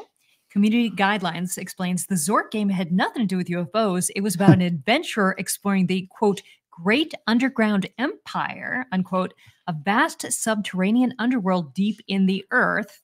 Kupu says, I heard the molten core model of the earth was put into textbooks the same year as the Antarctica Treaty.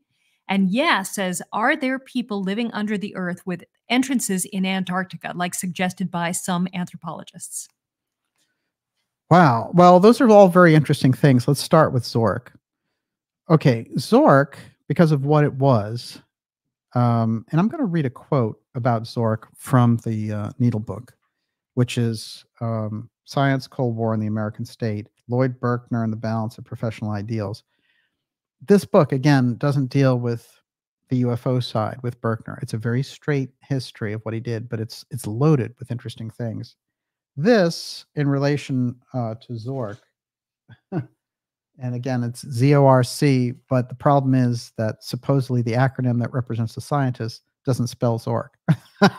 So I don't think Zork, the name, had anything to do with their last names, nor do I think it was about those scientists in particular. Okay. At a meeting of scientists in Washington, the spring of 1952, there formed around Oppenheimer a group calling itself ZORC. Their object to prove the feasibility of near-perfect air defense for the U.S. Now, air defense, again, SDI, Star Wars. What is Trump talking about? A dome, right? This is the same thing. It's the same kind of microcosm of this macrocosm idea. And so they're saying you don't need to build, all these ICBMs and load nuclear weapons on them. We'll just create a shield. And their object to prove the feasibility of this near perfect air defense in the U.S. He explained that the fortress idea appears to have germinated from the thinking of an Oppenheimer disciple, Lloyd Berkner. Now, it's interesting to think of Berkner as an Oppenheimer disciple because Berkner has done all these things already, but apparently here they are stating their relationship that way. So this is the kind of reverence. Of course, Oppenheimer deep in the UFO file, along with Berkner. Berkner suggested that was a near leak-proof defense was feasible. So there's a description of the work of the Lincoln Summer Study Group. In Berkner's eyes, it was full of inaccuracies and bordered on slander. Quote, without the knowledge of the Air Force, the article had stated, Zork with Berkner prepared to test their continental defense concepts at the Lincoln Laboratory. Excuse me. Now, here's the thing. Lincoln Laboratory, 10, 15 minutes from here, at MIT. Berkner using his pole at MIT to simulate an attack and then the air defense cover there. And he was saying, if I can make it viable, basically, and under these scientific conditions, we can test it on a wider scale. And he had the background. He'd already been involved in all these major projects. So I think he spooked them more than anybody. And I think Zork is, if anything, a move against this group that wants to open up the government in relation to this. Now, when you talk about air defenses, traditionally you think, oh, you're defending yourself from a missile. But you also could be defending yourself from a UFO incursion. So this has to be considered as an aspect. Not that UFOs are going to come and fire down upon you, but if you want to prevent their incursions into your airspace, a dome, an air defense is a way to do it. Okay, so they're saying that there were 30-odd scientists involved in other groups that came to the summer study group to test this out. Now, the reporting goes into this at the time. All these reports come out about Zork, how dangerous they are. They're planning these peaceniks and all the rest of it. So the author claimed that, quote, the Zork confirmed to their own satisfaction what they had set out to prove, and that the whole panoply suggested a jet-propelled, electronically hedged Maginot line. Now, the person who gave them this information called himself Murphy. He was an anonymous source, okay? And he gave it to multiple newspapers to get this out. The anonymous Murphy then went on to a further accusation. This one must have stung. The Air Force officer declared that not all associated with Lincoln and MIT were fully convinced by the summer study conclusion that inasmuch as both MIT and the military were apprehensive, there was an understanding with MIT that its findings would not be published. With no small imputation of conspiracy and disloyalty, Murphy observed that nevertheless, by early fall, the substance of Zork's recommendations had turned up at the White House, at State, and the Secretary of Defense's office. So the study was taken at those important levels. Defense Secretary, the President, they were looking at this thing and saying, oh my God. The scientists at the Cosmos Club were dumbfounded. They called a special meeting. Most disturbing was the sinister connotation carried by the mysterious Zork acronym. The only person present at the Cosmos Club to admit to previously having heard the term was Berkeley physicist Luis Alvarez. And he had heard it from Roman Gaither. Excuse me, I'm going to say that again. Rowan Gaither, Gaither, president of the RAND Corporation. Now, RAND Corporation is sort of the ultimate black project deep state entity. And they had taken all of the UFO projects underground. Curtis LeMay, was in charge of demonstrations there. And they had sucked in a lot of Thomas Townsend Brown's time experiments there. So we've got a lot in that little piece. And I could keep going about Zork, but I think what we get is, it's funny because I was going to mention Alvarez, and it's Alvarez who backs up Murphy, this anonymous guy, and says, oh, yeah, I heard that Zork. They were about this, Alvarez is kind of like the inside trader in a way, because Alvarez had worked on the Robertson panel with Berkner and the others. He's a very interesting character. One, he is in charge and works with Project Blue Book. He also is the photo expert with Arthur Lundahl, who look over all of the what they call NPIC at the time. They look over all the UFO piece. This is the same group that saw the missiles, that photographed the missiles in during the Cuban Missile Crisis. That's Alvarez with Harry Truman. Alvarez is quite fascinating for a number of reasons. One, this is a guy who was on an observer plane watching Hiroshima take place, so witnessing the atomic blast. He's another one like Berkner who skips through history. Let's watch him skip for a moment. So he's on the Robertson panel. He gets involved with UFO imagery and all the rest of it. For Life magazine, he's the one who tries to debunk the Zapruder film as a physicist, saying, oh, it still could be a shot from behind and not the front. And he's the one that they rely on for this. He does all the interviews, he does all the reports and all the rest of it. Alvarez is their man to say, oh, it was done by a lone gunman. So he's the supporter of the lone gunman thing.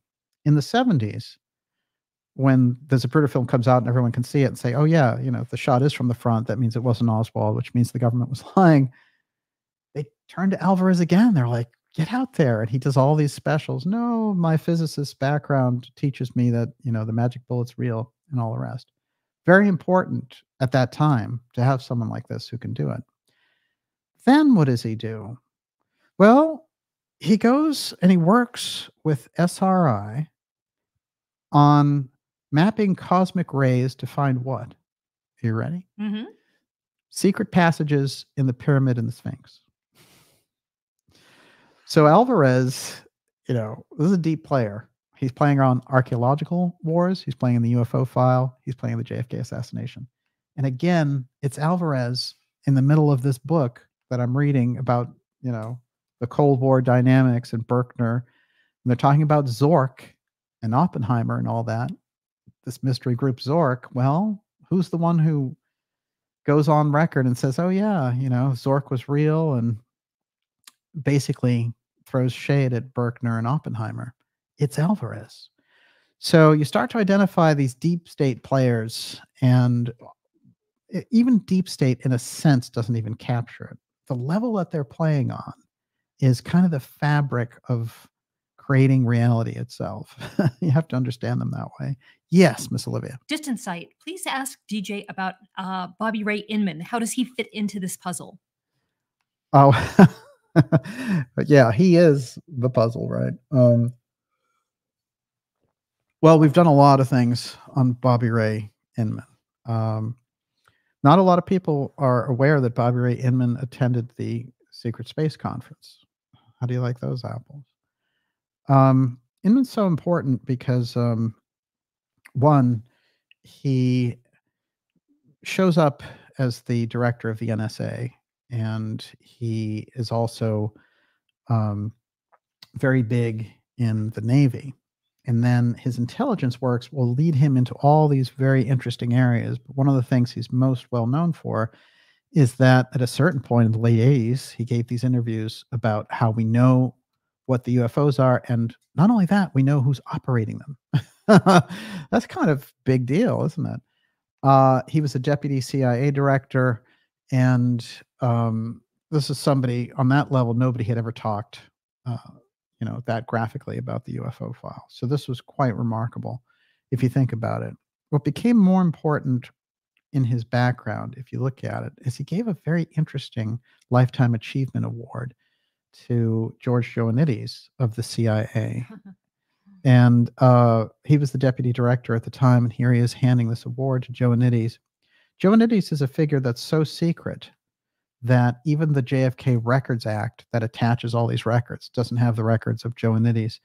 And long story short, it was the author and Washington Post reporter, before he brought up this Kennedy stuff, he worked for the Washington Post, Jefferson Morley, and he did a remarkable job of tracking this figure, and he figured out that the figure was Joannides. And then he went a little bit further and he found out, oh, Joannides was the one who created the Oswald Psychological Project. He was the one that was operating Oswald in New Orleans in the summer of 1963. And he had documented records to do that, not from the CIA. Now, here's the interesting thing about Joannides. Joannides, during the 70s, there were all these House Assassination Committee's investigations into the Kennedy murder. And the House Assassination Committee the Select Committee asked the CIA for anyone who would work with them not to have been someone who was active in 1963. And they said, don't worry, we have this guy, Joannides, and he'll be the guy for you. So all those people who worked with him thinking this is some transparency thing from the government were being snowed by the person who had put together the Oswald Psychological Project. He was their top psychological operations officer. So the guy who could create every psyop you could imagine. So he created the whole thing about Oswald. Now, here's what's interesting when you get to Joannides, which is Joannides is shaking hands there with Bobby Inman, and he's getting a Lifetime Achievement Award for what? Basically for pulling off, on one hand, the Kennedy assassination and the Oswald cover story. So, but Inman is, a UFO file person. So the crisscross there again, that somehow this JFK assassination piece, the players around the deep secrecy end always are plugged into the UFO aspect. And it doesn't mean that, Inman's responsible for the JFK assassination, but he is in that secrecy network mesh, part of the superstructure that is, rewarding people that are directly involved. And it's a stunning snapshot, I would say. But, Inman went on from there to work at SAIC, and he actually worked at something called X, and guess what X was? X was basically Academy, that version of Blackwater. It was an independent mercenary unit. So this guy's very, very interesting background. It could tell us a great deal about UFOs, but someone in the blogosphere got an Inman interview like a year and a half ago. It was one of the most terrible things to watch in history. It was so sad because the person asking him the questions didn't know what to ask him, and so Inman could just deflect everything. And he was like, "Oh, I never talked about the UFO file. Leave me alone, kid." So anyone who knew about that background could have easily said to him, "Why'd you give a medal to George Joannides?" That's the type of thing you could put someone like Inman under oath for. So if they were serious, they've given up in Congress now about anything serious about UFOs. They seem to have burned themselves out on that, and the whole Grush show and Elizondo and all that seems to have frittered away in the wind, except for a couple of Congress people. So whatever that circus was about, it seems like they were reformatting the plan. But I will say this, what they could do, and what Speaker Johnson could do, is he could put people like Inman under oath and say, what do you know about the UFO file, and why did you give a medal to George Joannides? Those things, I think, would be crucial, especially since he showed a certain amount of transparency in the 80s and 90s, saying, yeah, not only do we know what UFOs are, we know who operates them. I mean, that's pretty clear. I could just ask him that question, and not even in an accusatory way, just answer the question, Okay. David Tormina, the Gaither character has been speculated to actually be Alfred Lee Loomis, the man who was put in charge of the MIT Rad Lab to develop the magnetron radar system. Oh, wow. That is very interesting indeed. And Loomis gets us into all kinds of interesting areas, like Tuxedo Park. These things are interesting, though, because when you get into the Rad Lab, they said it was operated on such a level of secrecy that the military admired it. This is interesting because the secrecy technique that Vannevar Bush used was exsteganography. But he had used the techniques because he was the master mason of the MIT Lodge. So he knew all their rules of secrecy and how they did it. And all he did, I'm going to imitate this basically. And that's how he got this level of secrecy. And it did serve the country in relation to developing, the atomic bomb and all the rest of it. But unfortunately, even according to Bush, it shortchanged everyone. And by the time you get to 1948, as I said, Bush is generally, like, in a sense, although he goes on to serve other presidents, his real influence is gone. A lot of those ex-share people have to either adopt to ex-protect or they're out. Yes. Okay, I want to get back to Zork. We'll finish it up. It's hard to let it go. Maureen O'Brien says Zork in Hebrew gematria is Masonic ritual, the Matrix, free energy 633.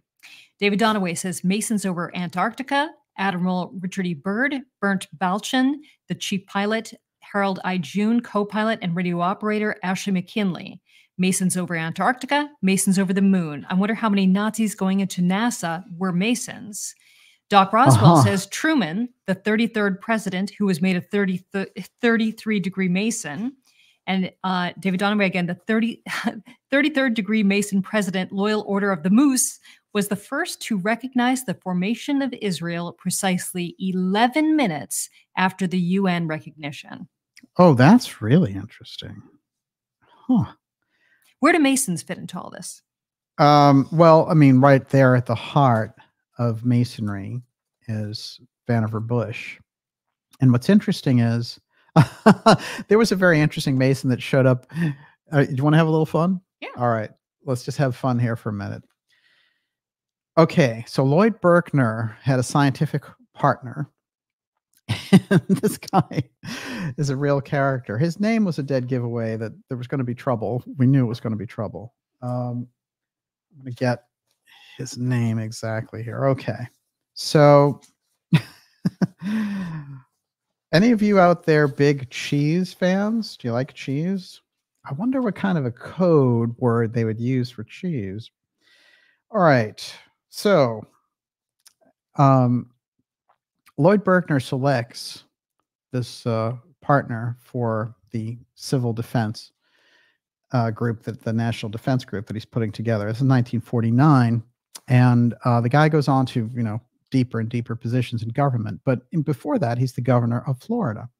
Now, when I was looking into this guy's background, I was finding that he was a part of a number of very, very unusual groups. I made a note here. Let's see. Okay. Here are the groups, and then I'll say what the cheese connection is. Okay. Are you ready?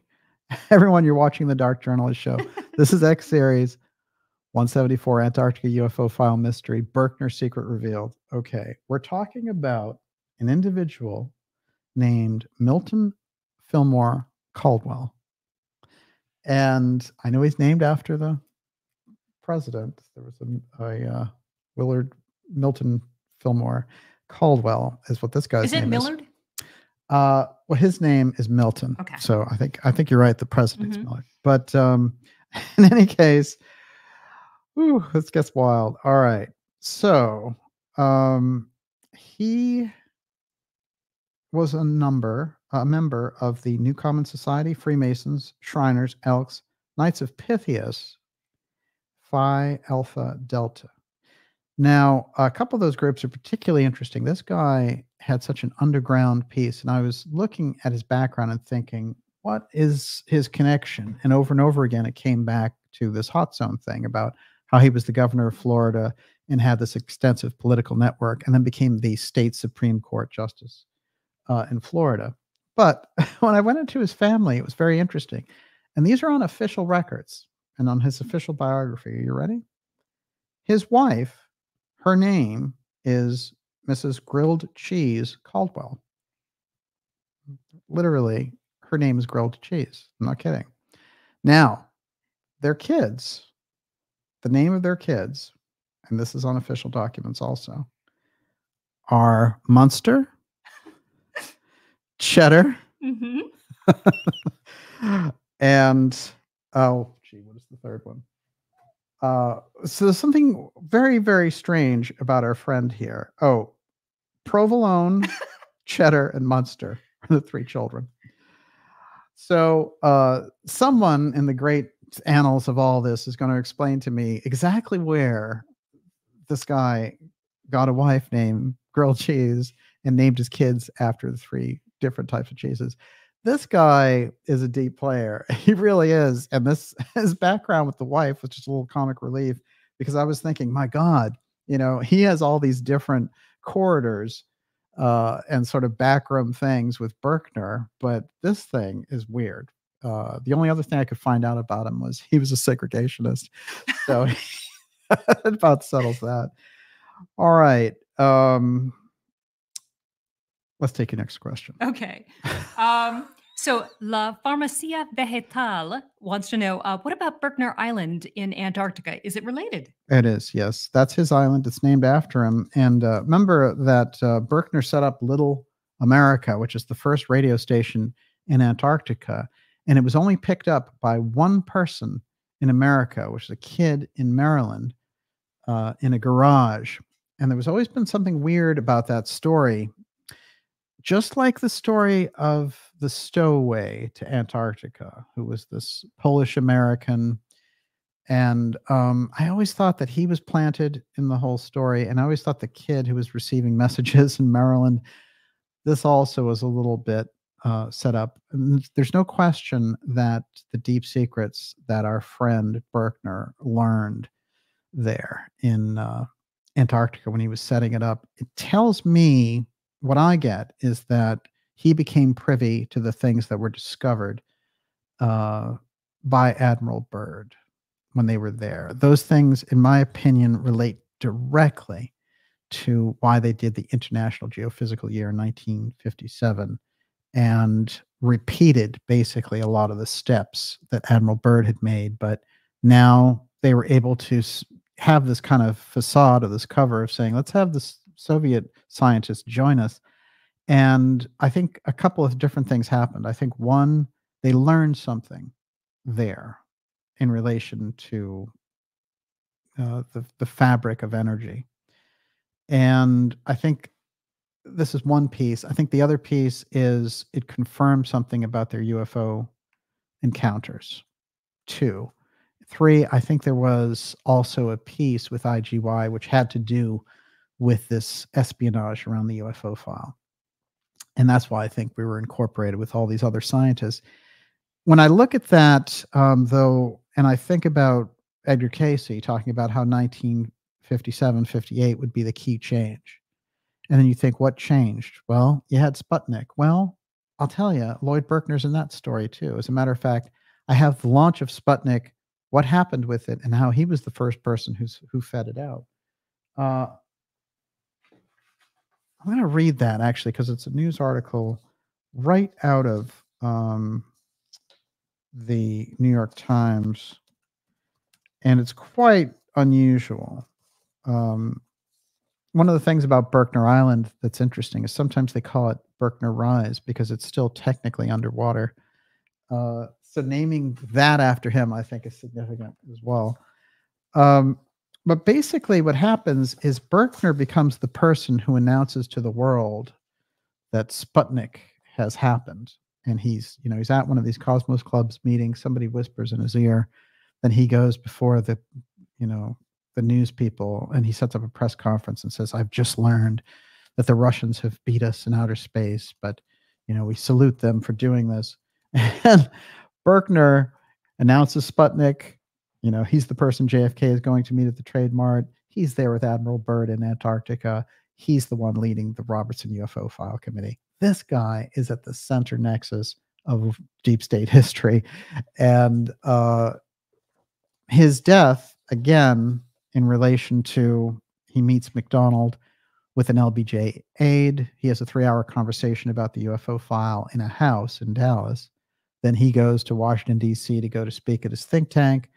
He goes to his favorite fast food place. He gets a burger. He goes upstairs. He eats it. He dies during his talk. You know, and James McDonald, of course, will come to a very inglorious ending a couple of years after that. Very strangely, you know, he's found half blind in a hospital room. His wife goes there and she says, "Oh, that's interesting. He doesn't have a gun. It's still at home. He shot himself in the eye. What's going on here?" And they said, "We think it's a suicide attempt." She said, "Well, that's weird. He wasn't suicidal." So the whole story is strange, and he can't really say anything because he's been shot.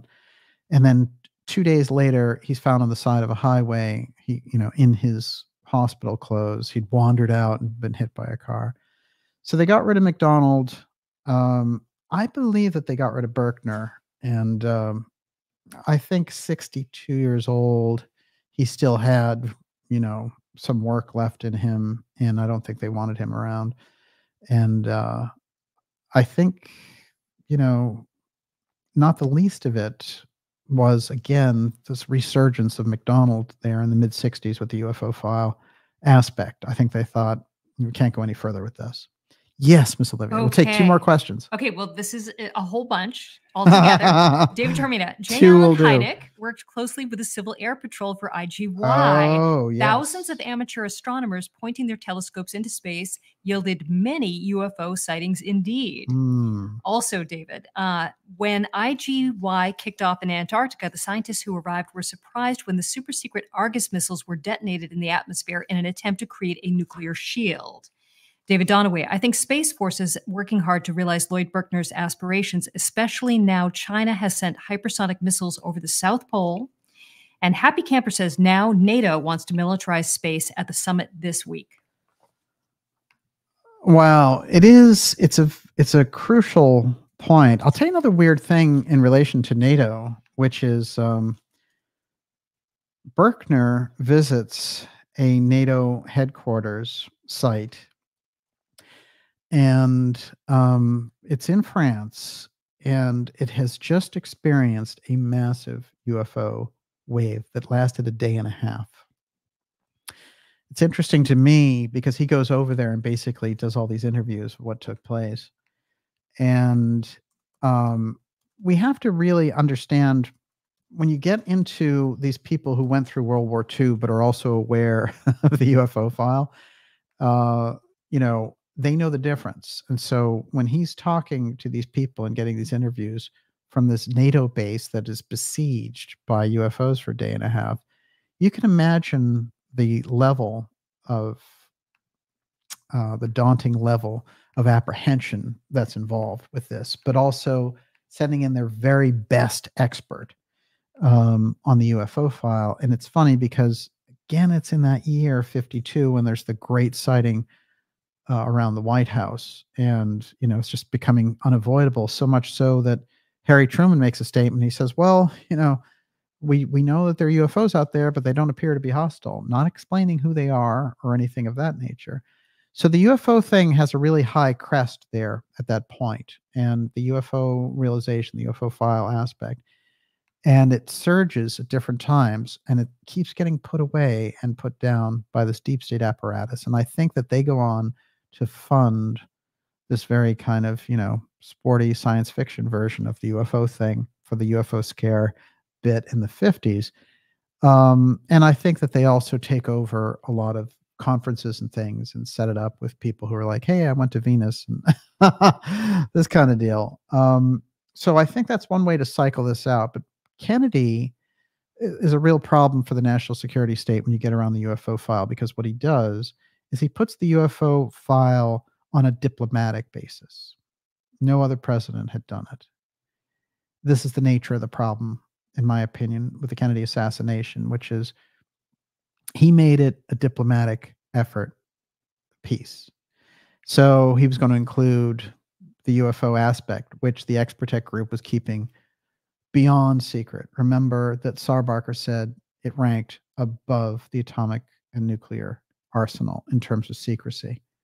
So when you think of it like that, who is Kennedy crossing there? He's crossing that aerospace intelligence wing. That's the thing that other people will come up against when they research the Kennedy assassination. And that's where you get, the Torbett document, and that's where you get Garrison's investigation and things. When they come up and they keep running into aerospace over and over again. You're there with Lockheed Martin, Garrison seeing Boeing assassins. The UFO file is just rampant all around the characters around the assassination. Kennedy put the UFO file on a diplomatic track. That was the no-no. That was the ultimate move to open up the subject and also to open up the peace program. What happens instead? The subject gets buried and peace goes out the window, right? And they have a 10-year war, 12-year war with Vietnam, Soviet supported, and all the rest, and all the tensions, the Cold War, and all the rest. And then it's funny because Reagan, when he comes in, and I think this should be part of the realization, is that Reagan is also using diplomacy with the UFO file. He's going into diplomatic session and discussing the UFO file with Gorbachev and saying, can we, at least have a treaty here that will both back each other up? This is a gigantic move. The hidden conversation is Trump and Putin. This is the one that freaked everybody out. We don't know what they said, but whatever it was, you've got the Space Force. Trump comes out of it with the Space Force. And I think there's some assurance on the Putin side about the UFO file. Look, it has to be understood when you look at the UFO file and Russia, that they can't be, there's no way to think that the United States has any ascendancy over their program. As a matter of fact, there's a possibility that their program is equal to ours on the UFO side. So what does that tell you? That's where I think a lot of this really goes back to, and this is the key to so much of the war tension. But if you think about it, what we do know on a diplomatic basis is that Kennedy and Reagan put it on the diplomatic charter. That's on record. Can't get around that. That's not somebody's theory now. They've said it. It's a done deal. I'm sure Nixon did it also. And I'm sure that Trump did it with Putin. And I think that this is the problem. And when they were like, we want people in there with you, and that Trump said, no, just the interpreter. This is the same thing that Kennedy said back when he met Khrushchev. It's the same thing that Reagan said when he met Gorbachev. One quick thing about Space Force, and then we'll take your last question. Mm-hmm. All right, everyone, you're watching the Dark Journalist Show. This is X Series 174, Antarctica UFO File Mystery, Berkner Secret Revealed. I'll have more follow-up Berkner information, but as you can see, he goes deep into the heart of this. But I think we can understand a great deal through him, through the figure of Lloyd Berkner. On December 20th, 2019, U.S. President Donald Trump founded the U.S. Space Force, the newest military branch since the creation of the U.S. Air Force in 1947.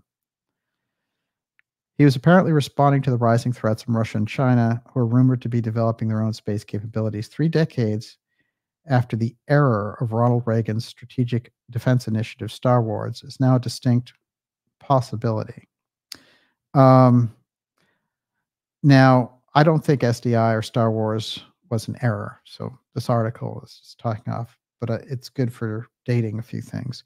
The formation of the Space Force symbolized a departure from a principle the United States has upheld for decades, that space should be free from all weapons and open to all nations. This principle, commonly called space for peace, now seems to be falling into oblivion. If you look up Space for Peace, it's an initiative under the Eisenhower administration with Lloyd Berkner to guarantee that space will never become a militarized zone and that there'll never be war in space, etc. This is the foundation of the space program. Somehow this stuff kind of went away. And I'll follow that quote up with this one, which is the account of Lloyd Berkner talking about Sputnik, which is the first satellite that got launched technically that we know of in history. But of course, they were tracking satellites back before we had the ability to place them out there. And the idea that there were satellites operative, say, in the 40s, you know, of course, there's the whole Black Knight satellite piece. Tesla saw a satellite going back to 1899. Happy birthday, Tesla. You know, so there's an aspect there. Okay. At the Soviet Embassy on 16th Street, some 50 scientists of 13 nations, members of the International Geophysical Year Rocket and Satellite Conference, were gathered at a cocktail party. After the vodka, scotch, and bourbon started to flow, New York Times reporter Walter Sullivan got an urgent phone call from his paper, hurried back to whisper in the ear of a U.S. scientist.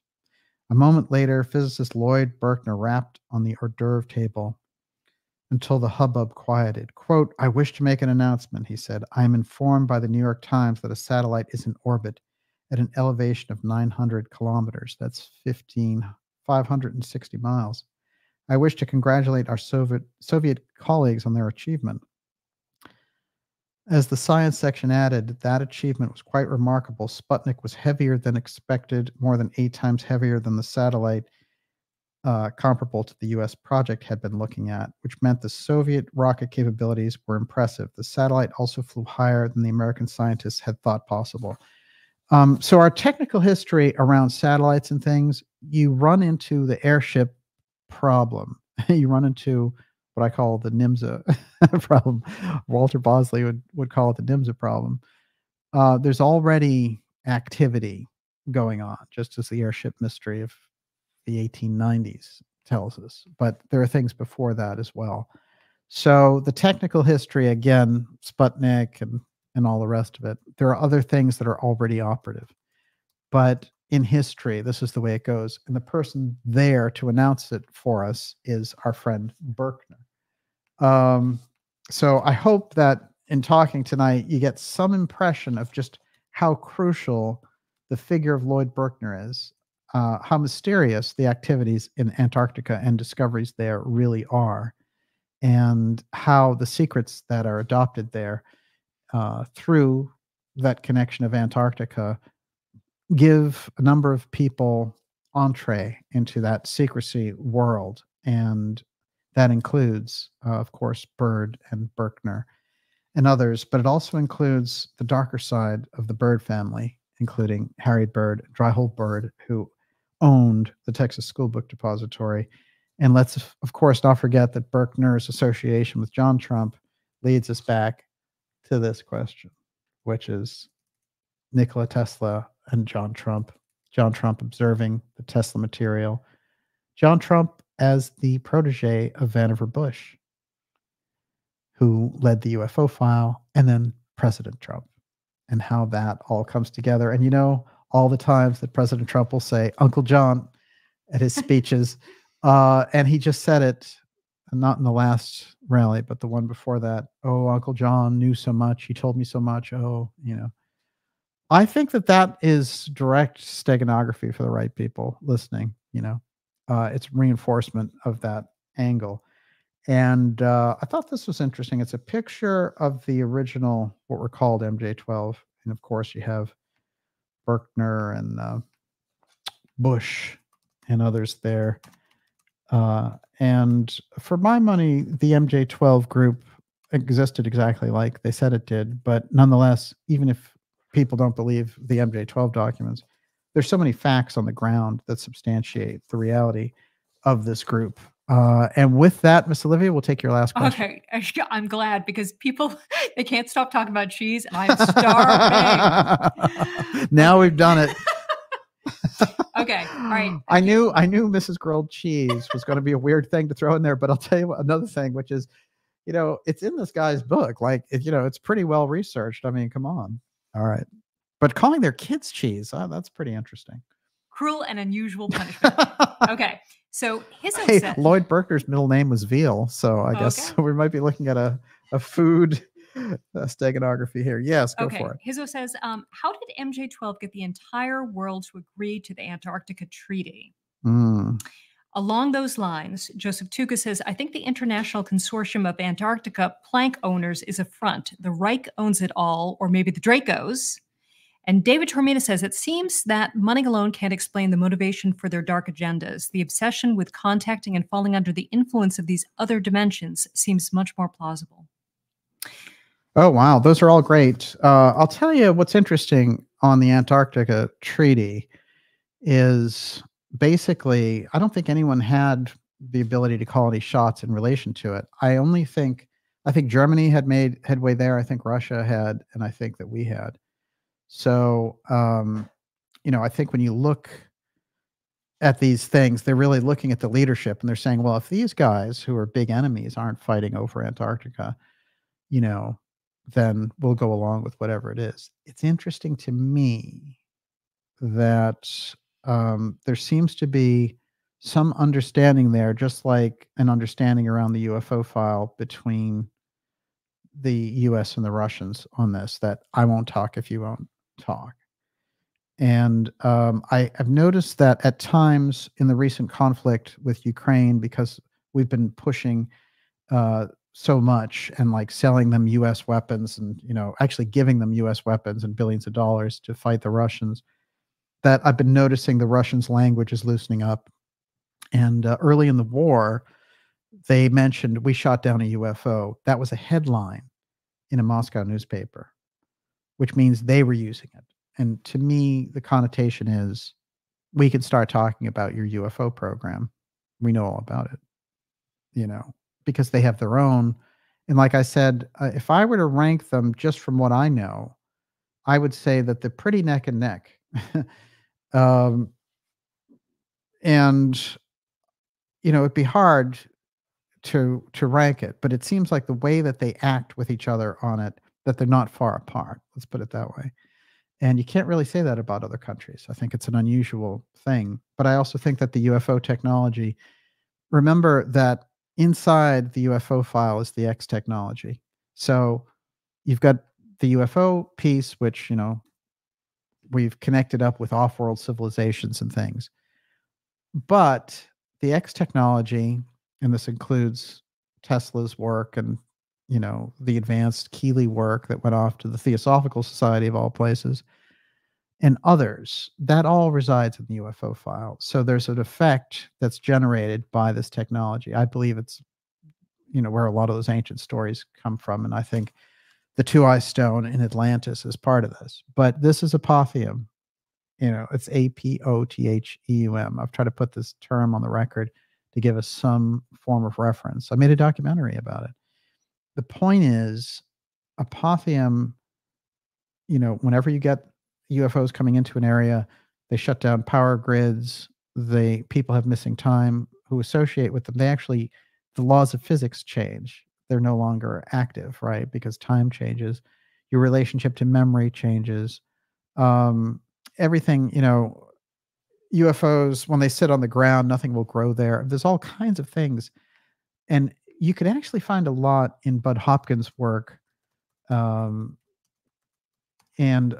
even the early stuff, even Strieber and people like that, they are talking about apothium. All of it, the whole thing to me is apothium.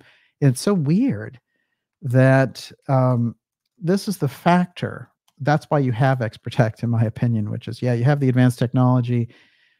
And you also have maybe that it's an off-world aspect, but you don't, those won't account for the levels of secrecy the way that they are.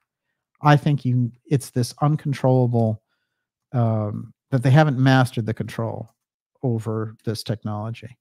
And so that makes it dangerous to them, and that they could never let that get out. It's actually the UFO file, the heart of deep state secrecy surrounds the UFO file.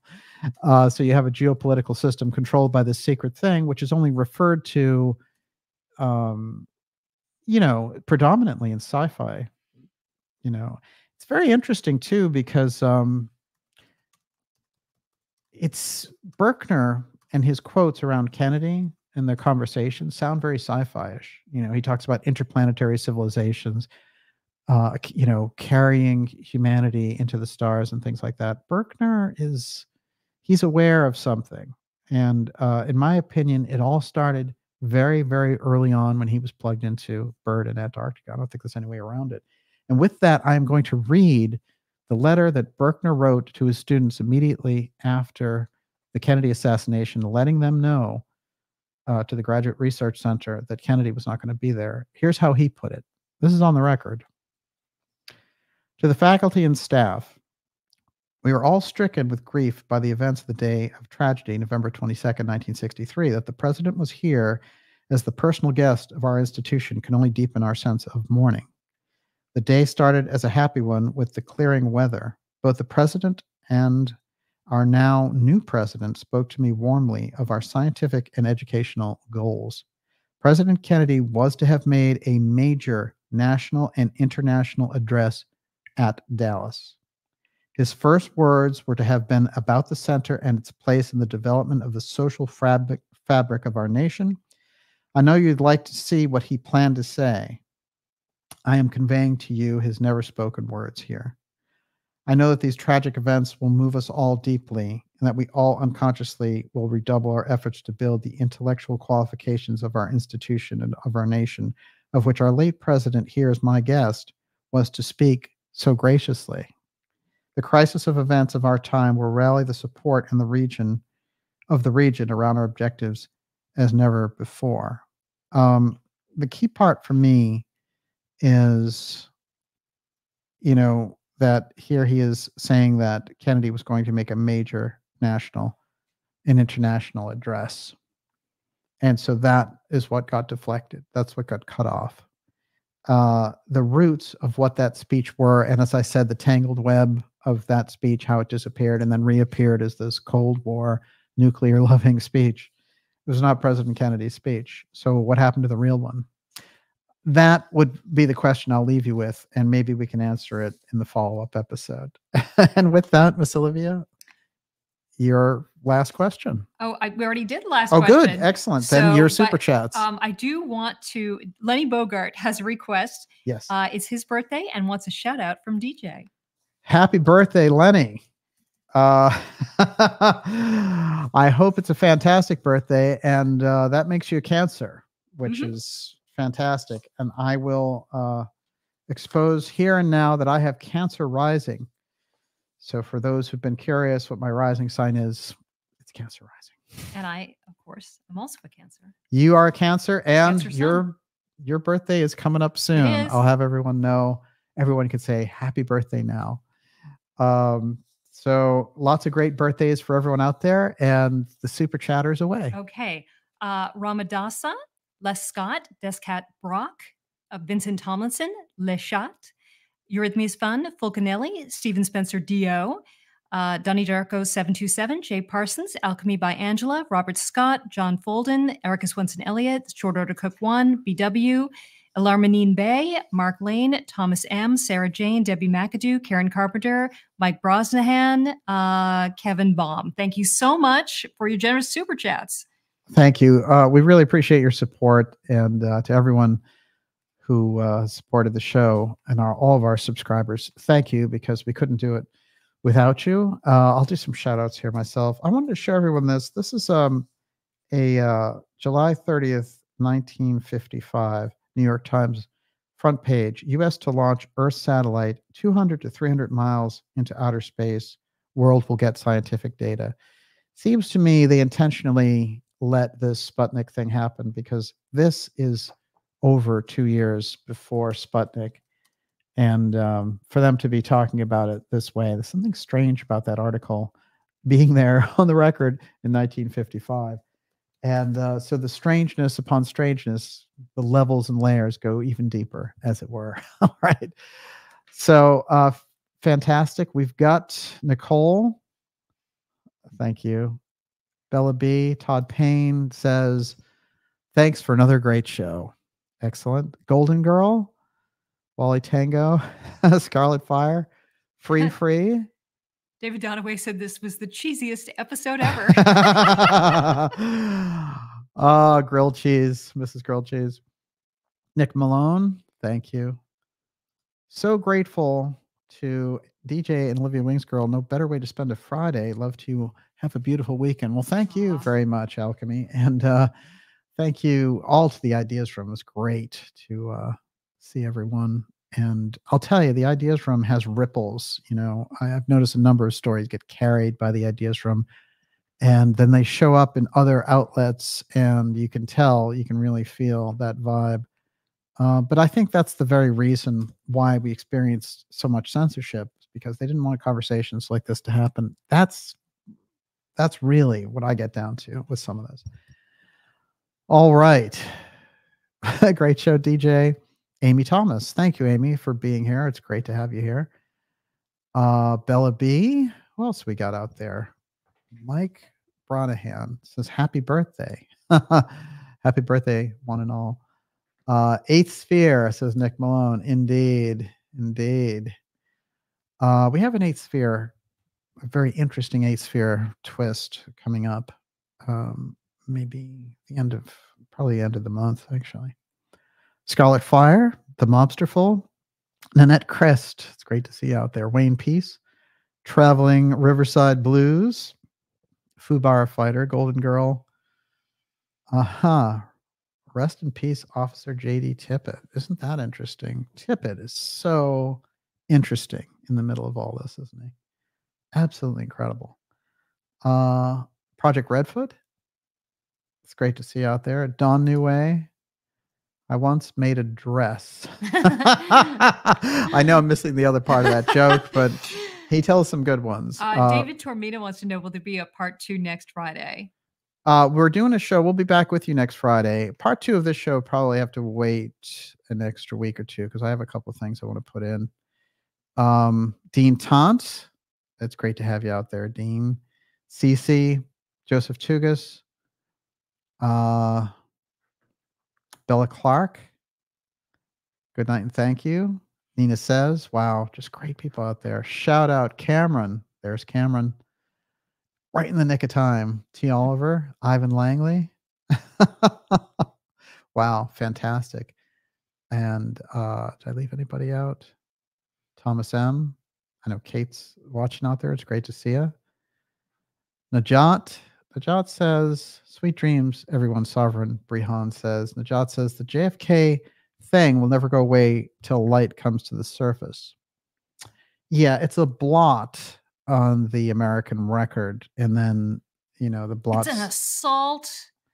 It is a betrayal. It's the first, in the words of Peter Del Scott, it's the first deep state revolt against the presidency. That, I think, is a great way to look at it, because I think up until then, they hadn't really gone after the presidency. And they've been emboldened ever since. Exactly. Exactly. This is main part of the problem. Michael Joseph. It was a coup. Indeed. Indeed it was. Live from Denmark. Fantastic. Wow. Are you getting this from Denmark? That's fantastic. Wow. Gems from History's Dustpan 2.0. Great to see you out there. Rose Thistle, you're awesome. Damply do. CC. Fantastic. Wow, what a great crowd. Fantastic ideas from tonight. The questions were exceptional. Bravo, Miss Olivia. Fantastic. What a great way to put things together. Could not have done it better myself. We'll have a great weekend, everyone, and we will see you all next week. It says end broadcast, but after all, never really ends. It never really ends. And we will see you all next week. Never let it be forgot. Once there was Camelot, and of course, can be again. We'll see you all next week. God bless everybody.